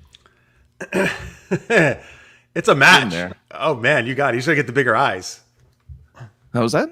I said you match with the hair totally. You just gotta get the bigger eyes. I just have the bigger. All right, what do we got next? Oh my God! I look great as Grant. What is that? What is going on? Oh my God! I'm Ellie Sattler. Okay. You look sexy. I love that. I love my hair. My blonde hair is amazing. Dude, oh my! I love this dinosaur. Well, look, I think we both would be in awe. I think Grant and Ellie would totally be in awe if they saw. I've seen something like that at SeaWorld, but it was a guy, not a dinosaur on it. I would love to see a dinosaur on it. That'd be great. Hey. Oh, well, there it is. Let me just say, I didn't get to compliment you with your impression of Ian Malcolm, but I loved your impression of Ian Malcolm. Thank you. Really good. I keep really like stuttering a lot is all I basically do. No, but I mean, you had some, you had the affectation, but I was like, oh man, it was really good. Oh, thank you. I had to practice it at Dragon Con because during one of our improv RPG, someone said Ian Malcolm was in it. So I was like, okay, fuck. And I just busted out an Ian Malcolm impersonation. So thank you. I appreciate that. Well, your Hammond, that was a good British Hammond. Oh, hey, I'm Nedry. Yeah. Oh, because I said, Dotson, we got Dotson here. See, nobody cares. Who's Dotson? He's the guy that gives him the canister to put the dinosaurs in. Oh, that's right.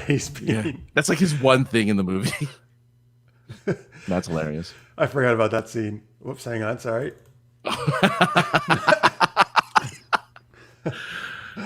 Oh man, I love that we're both Grant. Look at the little smirk at the end. I gotta pause it at that. Great as Grant. I think we both make a really good Grant. We do. You're like, man, look at that. I fooled you. All right. Oh, that's incredible. Grant's the best, man. Hi, Johnny. Oh yes, here I am. Oh, that chest. Oh, Ellie. Oh, yeah. Come here, Hammond. Let me stick it in you. Oh, there you go. Ellie, you mean Ellie? No, but I've switched it to Hammond because I think Hammond was in the scene with him, right? Ellie was going out to do the work. Hammond is on the radio telling Ellie what to do. Yeah, Ellie, exactly. Why is he like that with his shirt open? Actually, did he have an injury in his? That's how he got hurt. Yeah, so he got hurt with the shirt open. When he was returned, couldn't he button it at this point, right? If he wanted to. I don't see any injuries on his chest at the moment. Is what I'm saying. Oh, the palm leaves. The palm leaves tore at his shirt. I think he's just like, yeah. When Ellie comes back, she won't be able to resist. I mean, he was considered. Oh, geez. Are you go? Yeah, that's go. I want to be go. You should be Honey Rider. Not Honey Rider. That's Lemon. James Bond. Honey Lemon. Honey Rider. I should be. I was Honey Rider. You were. You're right. You were Honey Rider. Oh, am I Honey Lemon? Oh, you're animated Honey Lemon too. It's funny. I love that you get the animated stuff. That's awesome. Yeah. Oh, that's awesome. What else do we have? Oh, the Mad Hatter. I'm the Mad Hatter. Why are we talking about the Mad Hatter? You look actually good. We were talking about haberdashery and hatters before. Oh, that's right. That's actually. I've actually always, you know what? I've always wanted to cosplay the Mad Hatter. To be honest with you, you can do it. We now know you can do it. Good. Yeah. Let's see, and Ghost in the Shell, Major Kurosagi. You can now be you can now live off your dream as Scarlett Johansson. Yeah, look at that. Look how sexy I look. I have that skin tight costume. I can turn invisible. Bodysuit. Yeah, I love the invisible ability she does. By the way. Yeah. Oh, you see going in. That's what Ian said to Ellie. Oh God! Hey, let's see. Who are you? And there's Jaloo in the background. And there's Tammy. Tammy's there too. That's Scorpio in the background. Scorpio and Tammy, I see. Scorpio and Tammy. So who are you in the middle? Who are you? You're Merry and Pippin. I'm Frodo. Okay, and who's on the left? Merry and Pippin. Is that Sam? That's Somebody else is Sam? No, wait a minute. Who's Is that that? Jalou? I don't know. No, Tell that's us. not Jalou. Tell us, Tammy, who's who. But that's great. She did so many people. That's awesome. No, I just like that you play the twins. Well, Mary, they're not twins, right? No, they're not. But I always thought They're were, kind of like that. They kind of look similar. But I love that you're both those guys. Yeah, I like to be. I want to be both of them. That's great. What about second breakfast? Oh, Am I Bilbo or Bilbo. Frodo? You're Bilbo. Yeah. Oh, I make a good Bilbo. You make a good Bilbo. You go. Is this me? Is this me or you? That's you. Me, right? That's you. That's you as Rosie the Riveter. Rosie the Riveter. Wait, let me pause it. Hang on. Sorry. Don't. I don't have biceps, so show off your real biceps. Look at that. Oh, look at that. You go, man. Girl. I actually look good as Rosie. They could have used me. I don't think you were alive at the time.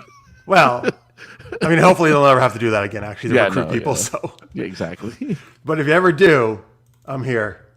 Aha! You're a very clever girl. What is this? I don't know where that's from. It looks like it's from a soap opera. It totally does with the candles in the background. Like an 80s opera. Because who? And the 80 and the hair. Yeah, who has hair like that unless of the 80s? All right, there we go, folks. Thank you, Tammy. Those are awesome. Loved it. Oh, I love it. Hey, Johnny, thanks for joining us. The Mad Hatter does look good. You're right. Yeah, I think it's great.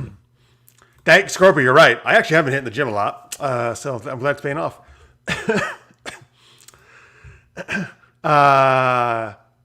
Let's see here. It is like Jurassic Park night. You're right. You're on SGU.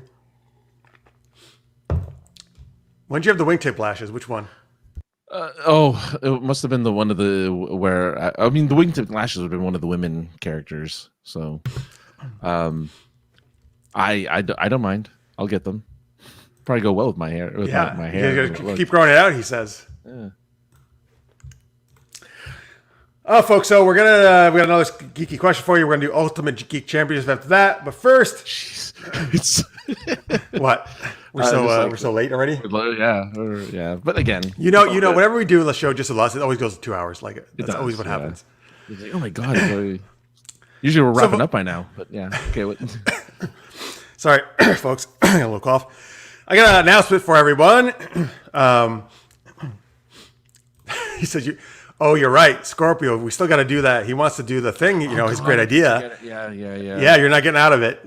Scorpio and him are going to do the. They're gonna watch Jurassic Park and try to see who can quote the most lines. We gotta do that for sure. I need to watch it again because obviously I'm forgetting now because I've even forgotten names of characters. And you'll have to watch it one more time. Yeah. I have to watch it. Scorpio, also let me know how much I can tell them about the other thing you're planning that I'm gonna be part of your thing coming up. What I'm excited about, but I don't want to spill the beans if you don't want that spilled yet. But what I can spill the beans on is something I just started on. Well. Brought back from a many-year hiatus. So some of you in the chat know Super Geeked Up because of Super Knocked Up, which is the action comedy series I did starting in 2012 when season 1 came out. We did 2 seasons. We had a lot of fun. It was a live-action series. Comedy, action, superhero villain gets pregnant by her superhero nemesis. They try to raise the baby together. That's kind of the log line. So I left that at a cliffhanger, unfortunately, in season 2. A lot of people asked me about, are you going to do any more? How does it continue? So I'm not doing it more as a series, I'm sorry to say, just because that's quite expensive to do an online series or any kind of film. However, I am continuing it in book type form. So there's this new thing called Kindle Vella, which some of you may have heard of if you do a lot of Amazon stuff. Kindle short episodic. Oh, I was frozen? Okay, thank you. Kindle Vella is a short, episodic serialized thing that Kindle is releasing for computer and iPhone initially. Hopefully, I'm sure for Android as well coming up. It's releasing sometime next month. They haven't set an exact release date, but sometime in July. So anyway, I figured Super Knocked Up, because I had written the entire story way back in the day. Would be great to do these short episodes and something I could do. Something I could do that I didn't have to write the whole thing at once, right? Which is a little bit more overwhelming to try to write a whole novel. So I've already written I wrote the first episode yesterday. I wrote part of the second one today. I'm going to have a few out when Kindle Vella launches. and you can read the first 3 for free on Vela. That's always the way it's going to work. And then you can purchase these tokens to buy episodes. The longer the episode, the more it'll cost. But they're not going to cost that much. Anyway, I plan to release them on a weekly basis there to give you consistent content. And I can finally tell the whole story of Super Knocked Up the way I intended, and even improve it in some ways, because as I revisit it now, I'm like, oh, I could have done that better. So, well, it's always that way, right? When you look, at least for me, I feel when you look back at things you did a while ago, right? And you're like, even well, I can something you did a couple weeks ago. Yeah, exactly. yeah. All right. No, I mean, like I just. So anyway, all right, good, Tammy. Hopefully that's about Super Knocked Up. If it is, I love it. That's my favorite chat of the whole night. Thank you so much. Thank you, Scorpio. That's what I call some news. Good. I was hoping some people would still be excited. They still cared about it, because I know it's been a while. But anyway, I always felt bad about not being able to leave it as a cliffhanger, because I hate it when shows, leave on a cliffhanger and get canceled. So I know it's not exactly the same way, folks, right? But there's actually a lot of stuff I can do in book format that I could never do. Like, there's actually stuff, now that I'm going and telling episode 1, there's a bunch of stuff that never made it into the online series that I just could not shoot. It was just way too cost prohibitive with the action sequences. So you're actually getting the full story now, and stuff that you never made it into the online series. So hopefully, obviously, I'll let you know as soon as it comes out.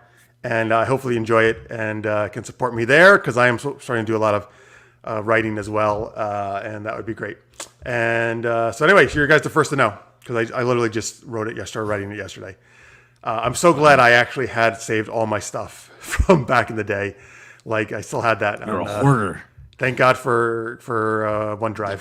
For digital hoarding. Yeah.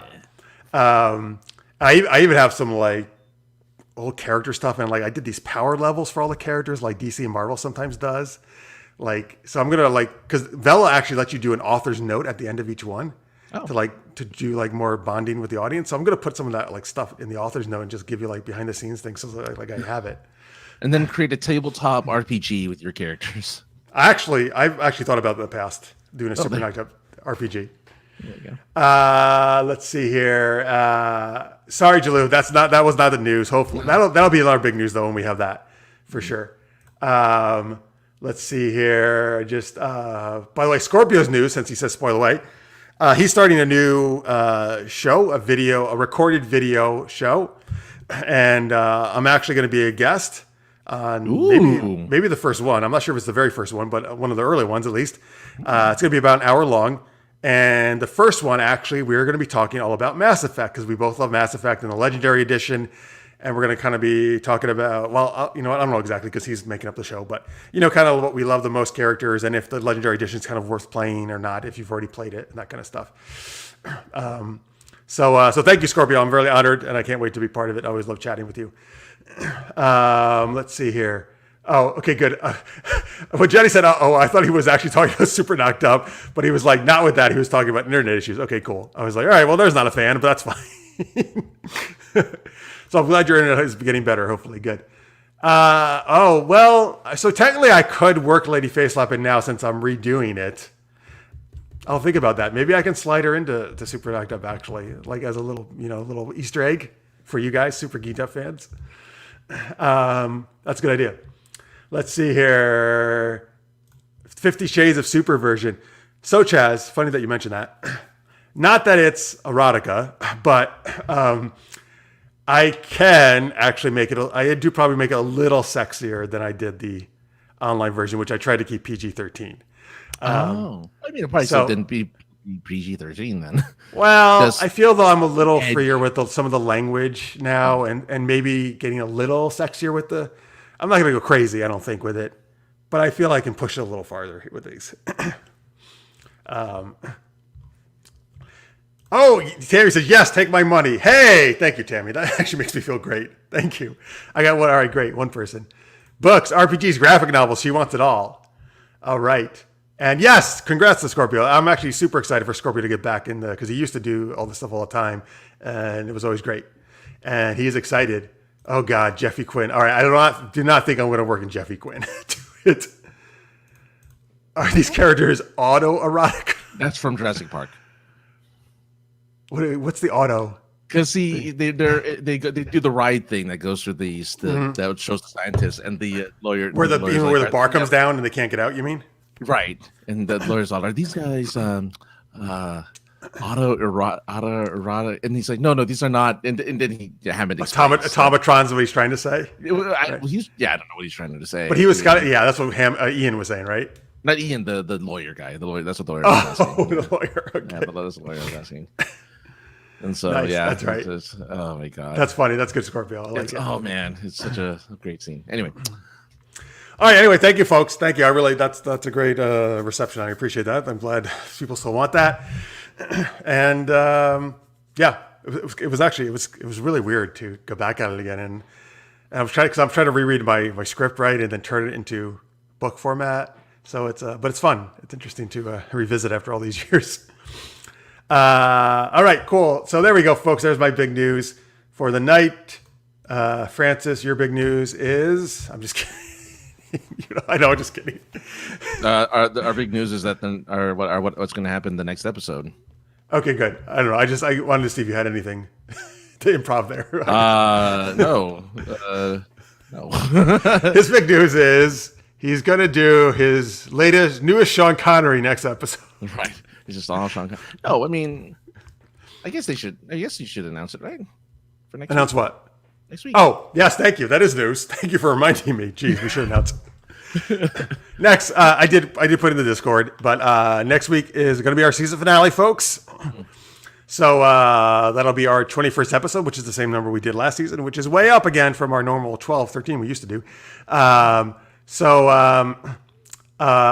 Francis is actually 2 weeks he's going to be away, and I'm going to be away 2 weeks after that. So this is kind of a perfect time to wrap up our season because the 3 weeks one of us are going to be away. So we'll be off for at least 3 weeks. So go have some fun outside in the summer. It's summertime, right? So, but it's summer, right? Episodes. It's a good time to go in the beach and watch episodes while you're relaxing, right? On the beach. Yeah. Go to those previous episodes. The episodes that you didn't have a chance to press the like button. You can go back to those episodes and press the like button. All right. We really got to stop doing that. It drives me nuts. I'm actually not a big YouTube fan. I like how people do that, to be honest with you. I feel we're totally not like a YouTube show, to be honest with you. Yeah, but I mean, unfortunately, it's how the algorithm works. It's the algorithm. Well, to the algorithm. Yeah, blame them. Blame the mega giant Google. Hey, come on! You really think algorithms are searching for people who say smash that like button? Not the same part, but the more interaction that you get, the more interaction you get is what the algorithm's looking for. That's I'm not convinced that actually gets. For certain people it works. I think certain people, I don't think all. Like I wouldn't do it because someone told me to do that, right? Oh, I do. All right. Well, it works for you then. Okay, good. Yeah, it works for me. I because I'll forget. Like I'll watch a video and then in the middle they'll be like, "Don't forget to press the like button." I'm like, oh yeah, I should probably press that button. And I click it, and then they have like 17,000 likes or whatever. It's like, okay, good. 17,000, nice. That's good. I don't know. I'm just throwing out a number, but yeah. Okay. It is interesting to return to your material. You're right, Johnny, for sure. And okay, now I got to try to work a pie fight into. Well, it's possible. I mean, it's comedy. Maybe we'll see. Wait, pie is in like American Pie fight or pie is no. He meant our actual Three Stooges style pie fight in your face, not fucking a pie. Oh, okay. Why are you You're like, oh, you're like Keanu Reeves in that. I'm gonna fuck a pie. There's one thing I regret not doing it while Stallions was fucking a pie. That's right, Chaz. You'll sit blind going that close to TV. That's right. If you're going to say anything, you should absolutely do fref that like button, I think. Because that's to us. Part of my problem is I don't like doing generic things that everyone does because I feel we're unique. Yeah. So, but I like fref. That's unique to us. I think we concluded that it should be lick. The last time. Was that because of night thongs or something else? I don't remember why. Or we talked about sex for some reason. Why did we say lick? We said it the last episode. I'm like, lick the like button. You're right. Okay, so sometimes we can fref it and sometimes we can lick it. Yeah. No, fref the subscribe button and lick the like button. Okay, I'm fine with that. Fref it good, creepy winks. Yeah. I like fref it. Fref it good. Dun, dun, dun, dun, dun, dun, dun, dun, dun. Okay, folks, thank you. Here, let's finally get to our super geeky question. Hey, good segue though, because we're talking about summer, going out in the summer, having fun. It is officially summer as of 2 days ago, 3 days ago technically in the East Coast. What Disney movie world would you want to spend your summer in? Like if you could be inside the world of a Disney movie. Initially, I was thinking animated, but technically, obviously, Star Wars or Marvel would count. As Oh, really? Oh, okay. Well, when I thought about it, technically, right? Sort of, maybe. I wasn't thinking that because I was thinking more traditional, like Disney animated. I mean, I guess if you really want to. But there's look, you can totally do that, folks. If you want to, we never disallow you from doing things in the show. Yeah. I agree. Screw the algorithms. Blah. Let's do real people. I don't know. Well, that's true. Having sex with real people rather than having sex with an algorithm. That I agree with. I actually do have a lot of problems with algorithms, to be honest with you. But that's a whole. Well, yeah, that's the VHS 480 pixels thing again. Yeah. We're getting. I always laugh when I hear it. Like, what? I can subscribe. Thanks for reminding me how YouTube works. Thank you, Scorpio. I'm with you on that. Yes. Blast out Will Smith's "Summertime." Oh, that is a good summer song. Summertime. Yeah, that's a good summer song. Yeah, that's a summer. I think that it's like by law you have to play that on the radio when it's summertime. To play that. Seriously, song. Man, that is like the perfect song. If it's really nice out, your windows are down, you're driving around, right? You gotta crank it. That and Will Smith's the other song, Miami. Oh, that's a good one too for the summer. Mm-hmm. You don't want to play Millennium or during the summer? Millennium's not a summer song. I know. Or Wild Wild West. Wiki Wiki. Yeah. I love Wild Wild West. You love that's your favorite. Somewhere where I wasn't wearing armor in 85-degree heat. Oh, Chaz, are you in the SCA, the Society for Creative Anachronism? Why are you wearing armor? Or you just like to wear it? Okay, so they're not answering our question all, which is fine. They're just saying songs. That's okay. So I'll start with answering the question though. Actually, Brand is a good summer song. Yes, go ahead. Yeah. So the Disney movie, I was thinking Disney animated ones. The Disney World I would want to be in the summer. I actually got to go with Beauty and the Beast because it's in France. France is very nice in the summer. I feel very temperate. It's also winter in that movie. But I said the question says in the summer, what world would you want to live in? Oh, okay. It's not always winter in Beauty and the Beast world. They are in France. France is a real place. They're not in a fictional world. All right. No, they're in France. It's established. You're acting like France. They're like it's a fictional, made-up world in Beauty and the Beast. In my world, it is. But it's not like Little Mermaid. They're established there in France very clearly. Is this just news to you? Really? No, I'm just saying. You're acting like you really have never heard this before. No, what? They're in France. What are you talking about? Well, first off, only one character in all of Beauty and the Beast has a French accent. But that's because Hollywood's stupid and they always do that. Anyway, if I can answer my question, please. Yeah, go ahead. France is very nice in the summer. The village is super nice and cozy and quaint, right?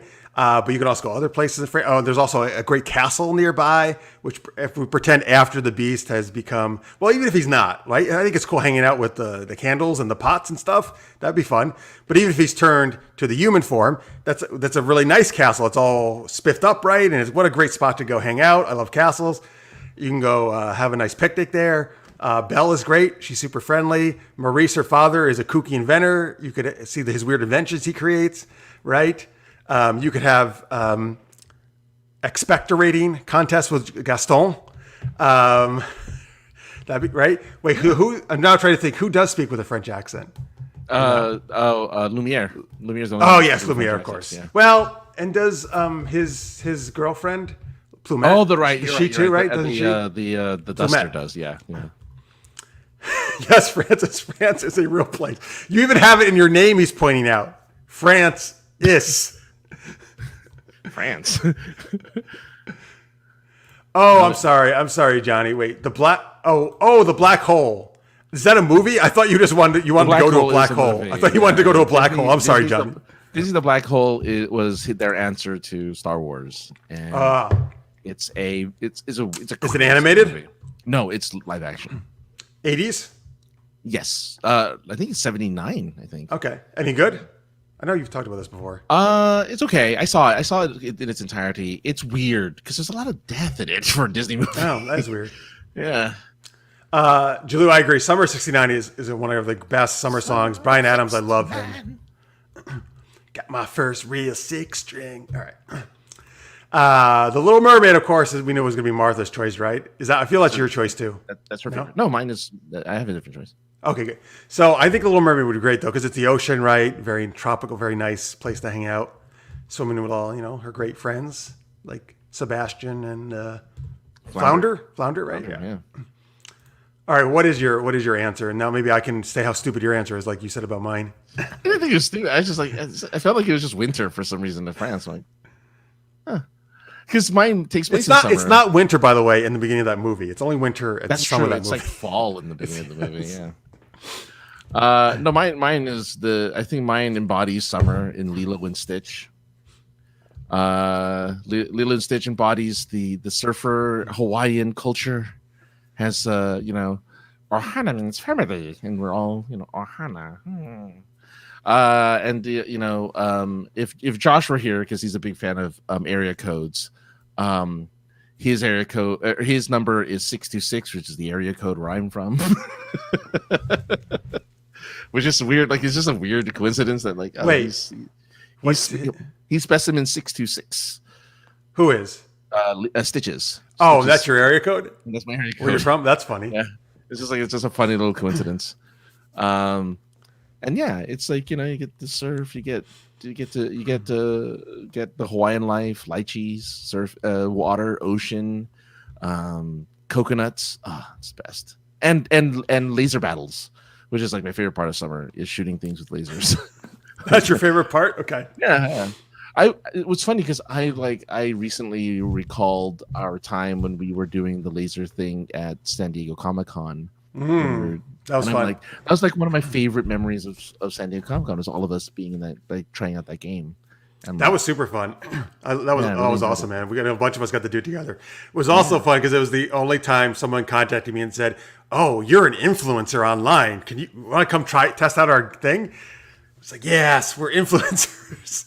I still think you're an influencer. All right, yeah, but nobody usually tells me that. It was just nice that they actually reached out to me, though, right? Yeah. And they're like, "Oh, you get a special access. Like you can come in, and not wait in line." That was so cool. Oh yeah, and then let's do it twice, actually. Yeah, they did. Yeah, it was awesome. It was so much fun. Chaz was thinking of the Mandalorian with the armor he must reek. Oh yeah, that is probably true, depending on how often he bathes. But he wears it all the time. Yeah. He wears it all the time. He doesn't bathe. I think that's the thing you have to. Well, he could take it off to eat, and I'm assuming to bathe too, right?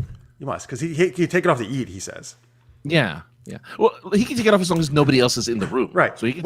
So as long as he's not showering with anybody else, as long as he's not having. So I just realized something. He has to fuck with his helmet on all the time. Dude, has there not been there must have been erotic parodies of this, right? It is the way. This is the way. This is the way. Yeah. That's what he tells the guy or girl or alien or whoever he's with. He's like, well, "Come on, can't you take your helmet off while we have sex? This is the way." Well, no, that's the one woman who was actually like crushing on him. Who? On that alien planet. In the third episode or fourth episode of the first season, they go to this one planet, and there's that woman who's like, "Let me take your helmet off." He's like, "No, I have to keep it on." That's flirting just because she wants to take his helmet off? No, but she was like very attentive for him, and like I thought there was some. I remember there being flirtation. I remember there being some kind of attraction in there. You probably just wanted it to be. Well, actually, he's never really been with anyone romantically, right? I mean, we can assume he has. We don't know. In the show we haven't. No, that's what I mean. Like, yes, I assume also he's had at some point. No, I mean in the show we can assume he's gonna get. He's gonna get with some of those other Mandalore. Yeah, because they were. Then they. Whoa, they've all. Oh, to each other they can reveal it or no? Yes. Because those group they don't follow the same code, right? That group, right? The other that's the ones who are true Mandalores, where they just like take off their helmets willy nilly. It's like, yeah, here's my face. I like that you said willy nilly. We have some other great choices here for Disney movie worlds to live in. Robin Hood, that is so awesome. What a great choice. I would totally live in the Robin Hood animated world, or Little Mermaid. We got, by the way, yes, Jalou points out, Francis, there have been at least 3 movies set in France from Disney animated. Beauty and the Beast, Hunchback of Notre Dame, which you love, the Hunchback of Notre Dame, It's and good. Ratatouille. Oh, I'm just pointing out these are all in France, real place. All in winter for some country. reason. I don't understand. Not kidding. Ratatouille's not in winter. No, I'm joking. I was joking. Okay. Black Hole is very underrated. Listener says Star Wars and Star Trek made it that way. Well, I mean, those were first, just to be fair, right? So it's not like it was the fault of those shows. They were before. Yeah, they were before Black Hole. Yeah. Although I want to check out the Black Hole now. I haven't seen it. It's on Disney Plus. All right, cool. So are you Stitch? Martha says. Yes, I'm Stitch. It's my number. It has to be. All right. Tammy's with you. She loves Hawaii. Hawaii's awesome. Beautiful water. Irish Rose Saloon plays there and the Tom Petty cover band. Nice. I love Tom Petty. I don't know if Mondo's bi. I was not making any assumptions about what his sexual preference may be. I don't know. Yeah. He loves his guns and he loves his helmet. That's all he loves. He loves Grogu in a fatherly way. Oh yeah. He finally learned what it was like to be a father. Don't tempt me, Johnny. I would do it. I would write some Mondo erotica. There's got to be some. 100%. I guarantee you, there's already a bunch out there. Because whenever something debuts, there's always erotica of it. Oh, Maria! Hola! We're so glad you're here. Hola. Hey, this is why we went late today, Francis, so Maria could make part of the show. Exactly. So she can get to she can see the last. It was all planned. Yeah. Oh no! Oh God! Of course he said Howard the Duck. Marvel Universe. I hate Howard the Duck. All right. So Maria, we're talking about what Disney movie world you would want to spend your summer vacation in. If you'd like to chime in on this, Three Musketeers, I'd be down with that, man. I want to be a Musketeer. Great candy bar, love it. And you always got to ruin it. But she does agree with you. That woman wanted Mando to stay with her. I still don't know which one you mean. So I got. It was like this village that he ended up having to protect against. You told me the wrong thing. That's why. That wasn't that early on in the episodes. I don't think. It wasn't. I thought it was like episode 4, wasn't it? I don't know. You were saying 2 or 3. I thought. I feel like maybe it was. Tell me. I know exactly what you mean. When they went to the village and they were hiding out there for a little bit, and Grogu was playing with the kids. Yeah, and you get the picture of him drinking soup. I thought. I guess I just thought he was at some like taverns of some planet you were talking about or something. Oh, sorry. I get what you mean now. You're totally right. She absolutely had some romantic feelings for him. You're 100% right. Yes. So I was just in a different episode. All right, let's see. Lady and the Tramp. I think that was in Italy. I think that was in Italy. Yeah, because they had the spaghetti, right? Yes. You could do that with Martha, though. Do the spaghetti and kiss. No, all right, fine. Yeah, I'm making lots of great suggestions. I feel, but okay. I think it's a good suggestion, but I don't have people done that like in real life. They've 100%. Some people have had to do it, right? Okay. If just for like a TikTok or whatever the fuck you do on that, or Instagram. Martha. Spaghetti. So I totally want to see this. I got to see this now because it's actually off of the premiere now. I can actually watch it. Yeah, I have to watch it too. How do you say it's not Raya? Is it Raya? How do you say it? Raya and the Last Dragon. Raya and the Last Dragon. Have you seen it or no? I haven't. I'm going to. No, I got to see it. I'm so excited to. I've been waiting for it to come up. I want to see it for a long time. Yeah. But anyway, I think she was saying she would want to live in that world. Just from the trailer, I want to live in that world. Hell yeah, it looks amazing. Oh, you know what? So I wouldn't mind Mulan either. That's the animated. Feudal pick the animated version because you got the talking dragon Mushu, right? Yeah, but wait. Let's say if you're away, you don't have to fight in the war. If you don't have to fight in the war. Okay. Well, then yes, yeah. After maybe that's over with or something, right? Yeah.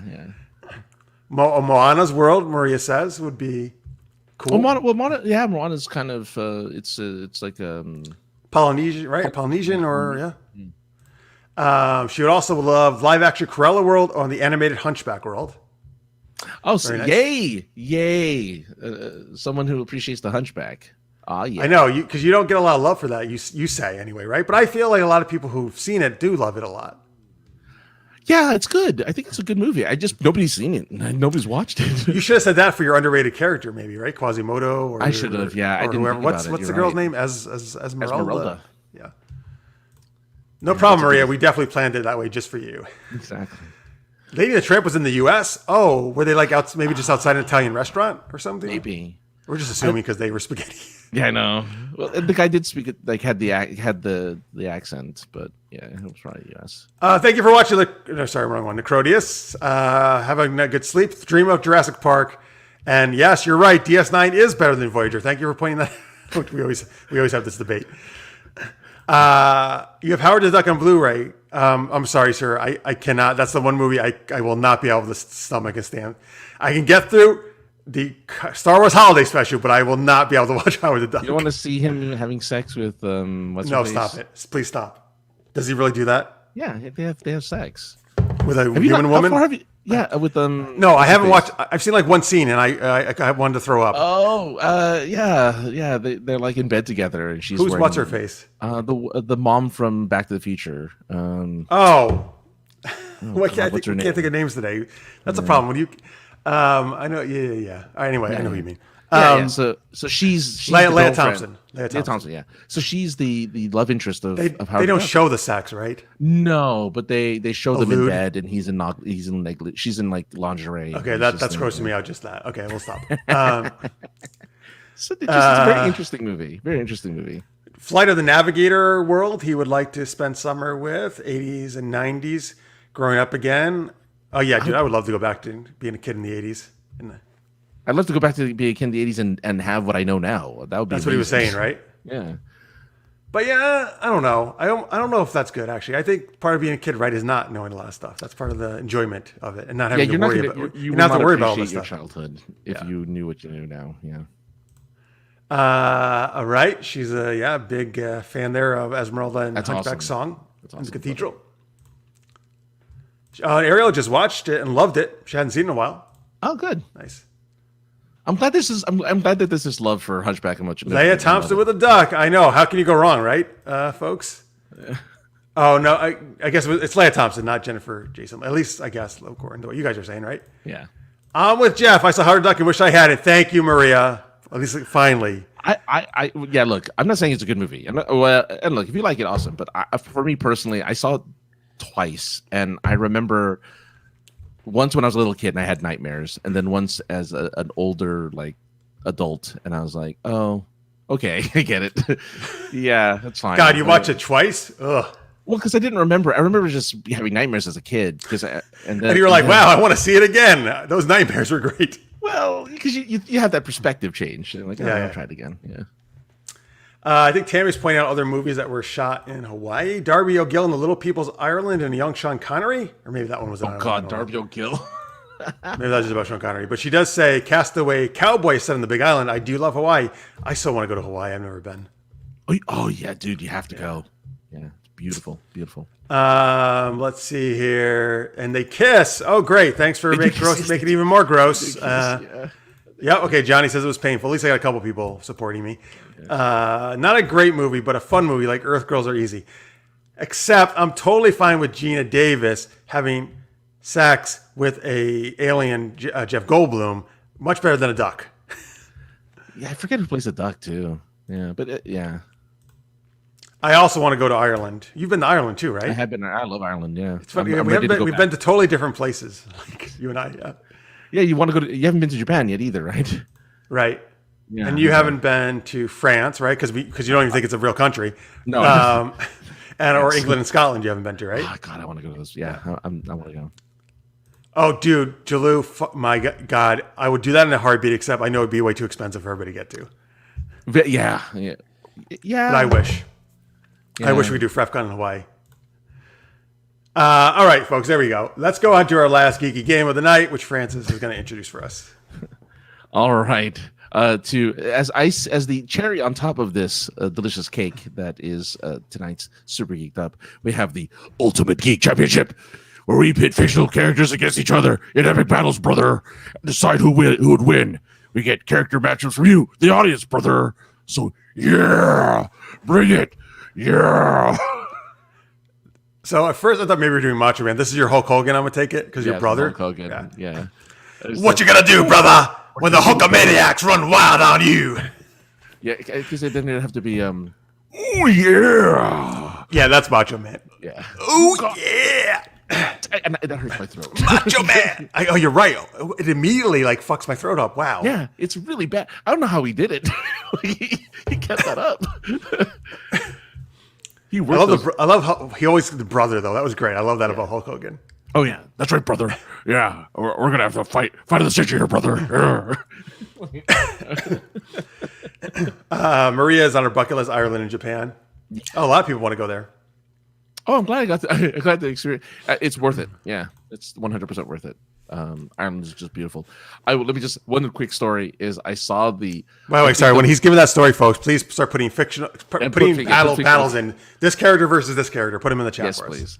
please. I think I don't normally cry at nature, and I went to the Cliffs of Moher, and I cried at nature. Like I cried at nature. That's supposed to be amazing. Yeah, it's beautiful. It was beautiful. It was an overcast day, but the sun was hitting it just right, and I was just like, so this is what it's like to be in a world that's just has that didn't turn everything into a building. They didn't turn everything into some type of, monument or park or something where there's actual nature still, and it was a wonderful experience.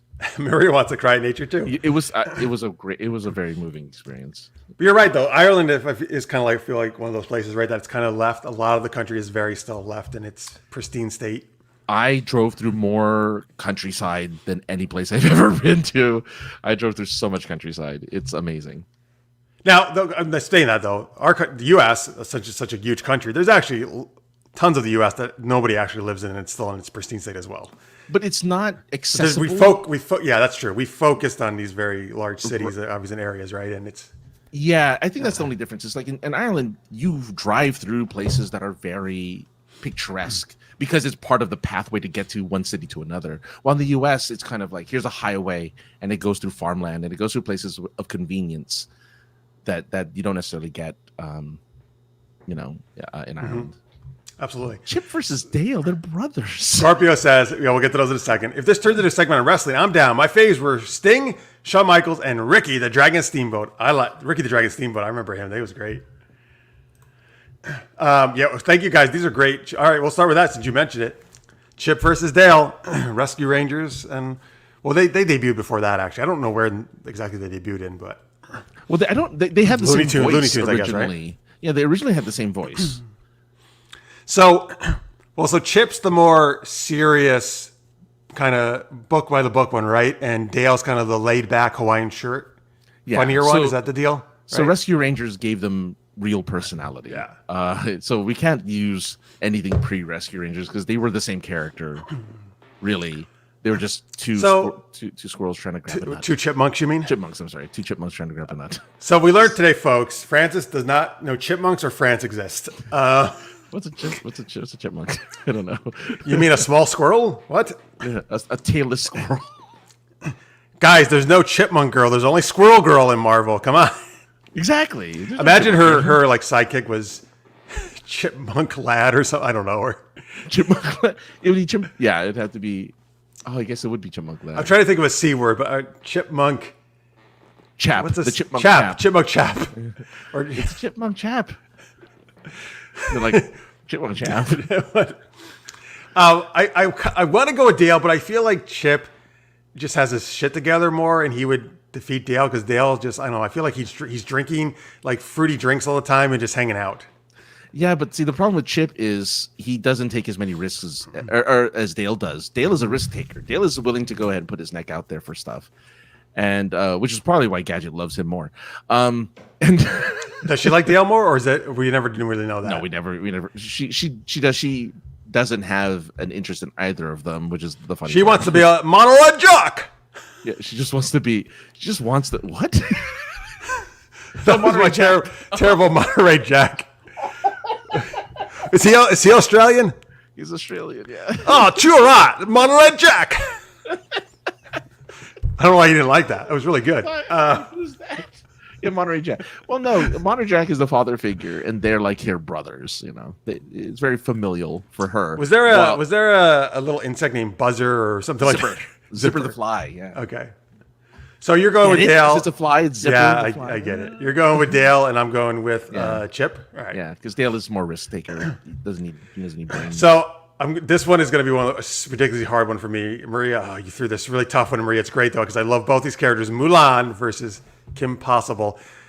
I feel let's do, I love the live action one, but let's do animated Mulan since Kim Possible's animated. Actually, they're both live action, but let's do the animated versions of both. That started that way. Okay. Oh, my God. I mean, obviously, Mulan became a great fighter, right? Mm-hmm. After her training, and she made a man out of her. She's got Mushu buddy, dragon buddy, right? But Kim Possible is also a great fighter. She's got the spy gadget. She's got Ron Stoppel and Rufus the Naked Mole Rat as buddies, helping her. So they both have like sidekicks helping them, right? Yeah, she also has those three other. Mulan has the three other warrior guys that were that's trained true. with. Yeah. Yep, that's right. You're right. They're kind of her sidekicks, well. Sort of. Mm. I feel though. Does Mushu? Well, does he? And can he breathe fire? He does breathe fire. He does end up at the end because he likes fireworks with his fire breath. Okay, I'm trying to. So he can help that way, right? God, I don't know. Who are you choosing? This is like so hard for me. Well, for me, I think if you stripped away Kim Possible's gadgets, then Mulan is the clear winner because I think that Kim, though capable, does need her gadgets and does need some help with modern technology. Okay, but I mean, part of her is the gadgets, right? That's true. That's part of it. It's kind of like saying we're going to take Mushu, I guess, away from Mulan, right? Or yeah, it was like say, hey Bond, hey James Bond, you can no longer have your gadgets. It's like, well, then what are you? You're just a guy in a suit. So, I think that the fact that Mulan can survive an avalanche without gadgets makes her the superior warrior. That's a good argument. You might have swayed me. But I'm still going to call it draw because I don't want to choose. I cheated. Okay. All right. That's all right. I like the draw. Okay. Wonder Woman, I think he Major Kusaragi, I think, from Ghost in the Shell. He probably means because we were talking about her. Yeah. Oh, that's very interesting. A sci-fi character from the future versus a superhero goddess. See, it's always hard to go against Wonder Woman. I'm picking Wonder Woman easily because the Major is part cybernetics anyway. So all of her strength and all of her ability comes from her robotics, while Wonder Woman gets her powers from being a demigod. Mm-hmm. Right. What about though the Major's ability to turn invisible? I mean, I figure she's Wonder Woman. Well, but the Wonder Woman has an invisible jet. Yes, an invisible jet. So she's used to see things that are invisible, right? Okay, there you go. She's like, "What are you talking about? I can see you. You're right there, Major. You're standing right in front of me. Pow, you're done. All right, we're going Wonder Woman. Yeah, Wonder Woman, yeah. Dr. Doom. Who's Rick? Rick from Walking Dead? Yeah, Rick Grimes from Walking Dead. Yeah, because I don't know. You know what? Let me, Johnny. We'll come back to that in a minute. Tell us in the chat because I don't want to do the wrong Rick. I'm trying to get different people here. Yoda versus Voldemort. Oh, that's an interesting one. I gotta go Yoda. I think. Well, Yoda I feel Voldemort is really not as that badass as he's portrayed to be. Well, the funny thing is, he is, but what made him such a terrifying villain was that you couldn't kill him because he separated his soul into the Horcruxes. That's his thing. His thing is, I'm evil, but also you can't kill me because my soul has been separated into a bunch of different things. So really, if you take away the Horcruxes, like they did in the movies, if you take away his horrors, yes, you're right. He's not happy. He can no longer pimp. Right. He can't get his sexual energy out. But also, think about it. A teenager defeated him, right? While with Yoda, nobody actually ever defeated him. He just died of old age after 800 years or 900 years, right? 900 years, yeah. Yeah. You're right. Nobody... No, you're right. I mean, Dooku didn't defeat him. Stalemated him, yeah. Yeah. You know what, though? The Emperor didn't defeat him. It's close, though. Yeah. It's pretty close. He was throwing Senate seats at him. Still, he held his ground. Yeah. So I'm going to go Yoda. Yeah. I feel his force powers are just too much. And his wisdom. Voldemort's too fragile, I feel, his ego, and he just like blows up and gets angry, but Yoda's always stays calm. Well, Voldemort's very impulsive, too. Yes. He's way too impulsive, and Yoda thinks... He's the guy who buys all the candy and magazines, the choir and he goes to checkout. Yeah, well, he didn't think out... I need that Three Musketeers, yes. He didn't figure out the ultimate. He didn't figure out the ultimate mystery of his final Horcrux being Harry. He didn't figure it. Like he's not that smart either, which is the problem. He just doesn't die. That's like his thing. That's like his big thing of evil. It's like I can't die. Ha ha ha. That's what he does. Ha ha ha. Yeah. All right, let me get here's another one from Johnny we can do since we weren't sure about Rick. John Wick versus Black Widow. That's a pretty good battle, actually. True. I'm gonna go Black Widow. See, the only problem is Black Widow is not willing to go lethal, while John Wick is willing to go very lethal. Yeah, but most superheroes aren't going to go with lethal, and they still get the job done, right? No, Black Widow is, I feel, a far superior fighter than John Wick, particularly when it comes to martial arts melee. Yeah, hand-to-hand fighting, totally. But I don't know if John Wick will ever let her get that close. Right. Well, two things. She's an Avenger, right? Yeah. Only the elite become that. She knows Hawkeye all the well, so she can dodge projectiles. She's used to having that and stuff and being shot at, right? So particularly when you go against Thanos and aliens coming out from the sky in New York City. I don't know. I feel like John Wick, she's like, whatever, ho-hum. Who the fuck is this guy? A good shot is not enough. No, I feel like she's just, who the fuck is this guy's nice. He can shoot a gun. Who cares? What do I fucking give a shit? I've been going against with a pencil. All right, well that's impressive. But so did the Joker. That's true. Well, the Joker did it by deception. John Wick straight up starts stabbing people with a pencil and then kills them by shoving the pencil in the guy's All right, so you're going John Wick. I'm going Black Widow. I'm going John Wick. Yeah. Oh, you're right. The Squirrel Girl, yes, would be Chipmunk Chick. Tammy, that's brilliant. I was trying to think of a female name. So good, Tammy. Marvel's going to steal that now for sure. You better give Tammy credit and us, Marvel. It's all over. Let's see who else we got. Oh, Chip and Dale premiered in a Donald Duck cartoon. Okay, thank you. Oh, that makes sense. All right, I like this one. Smurfs versus Care Bears. Two 80s iconic cartoons. Well, I know who I'm picking. Go ahead. Care Bears, because they're the only one with a projectile weapon, which is the Care Bear stare. Yeah. You like your projectiles, John Wick. Care Bears. Care Bears are much nicer projectiles. They're of love and happiness, right?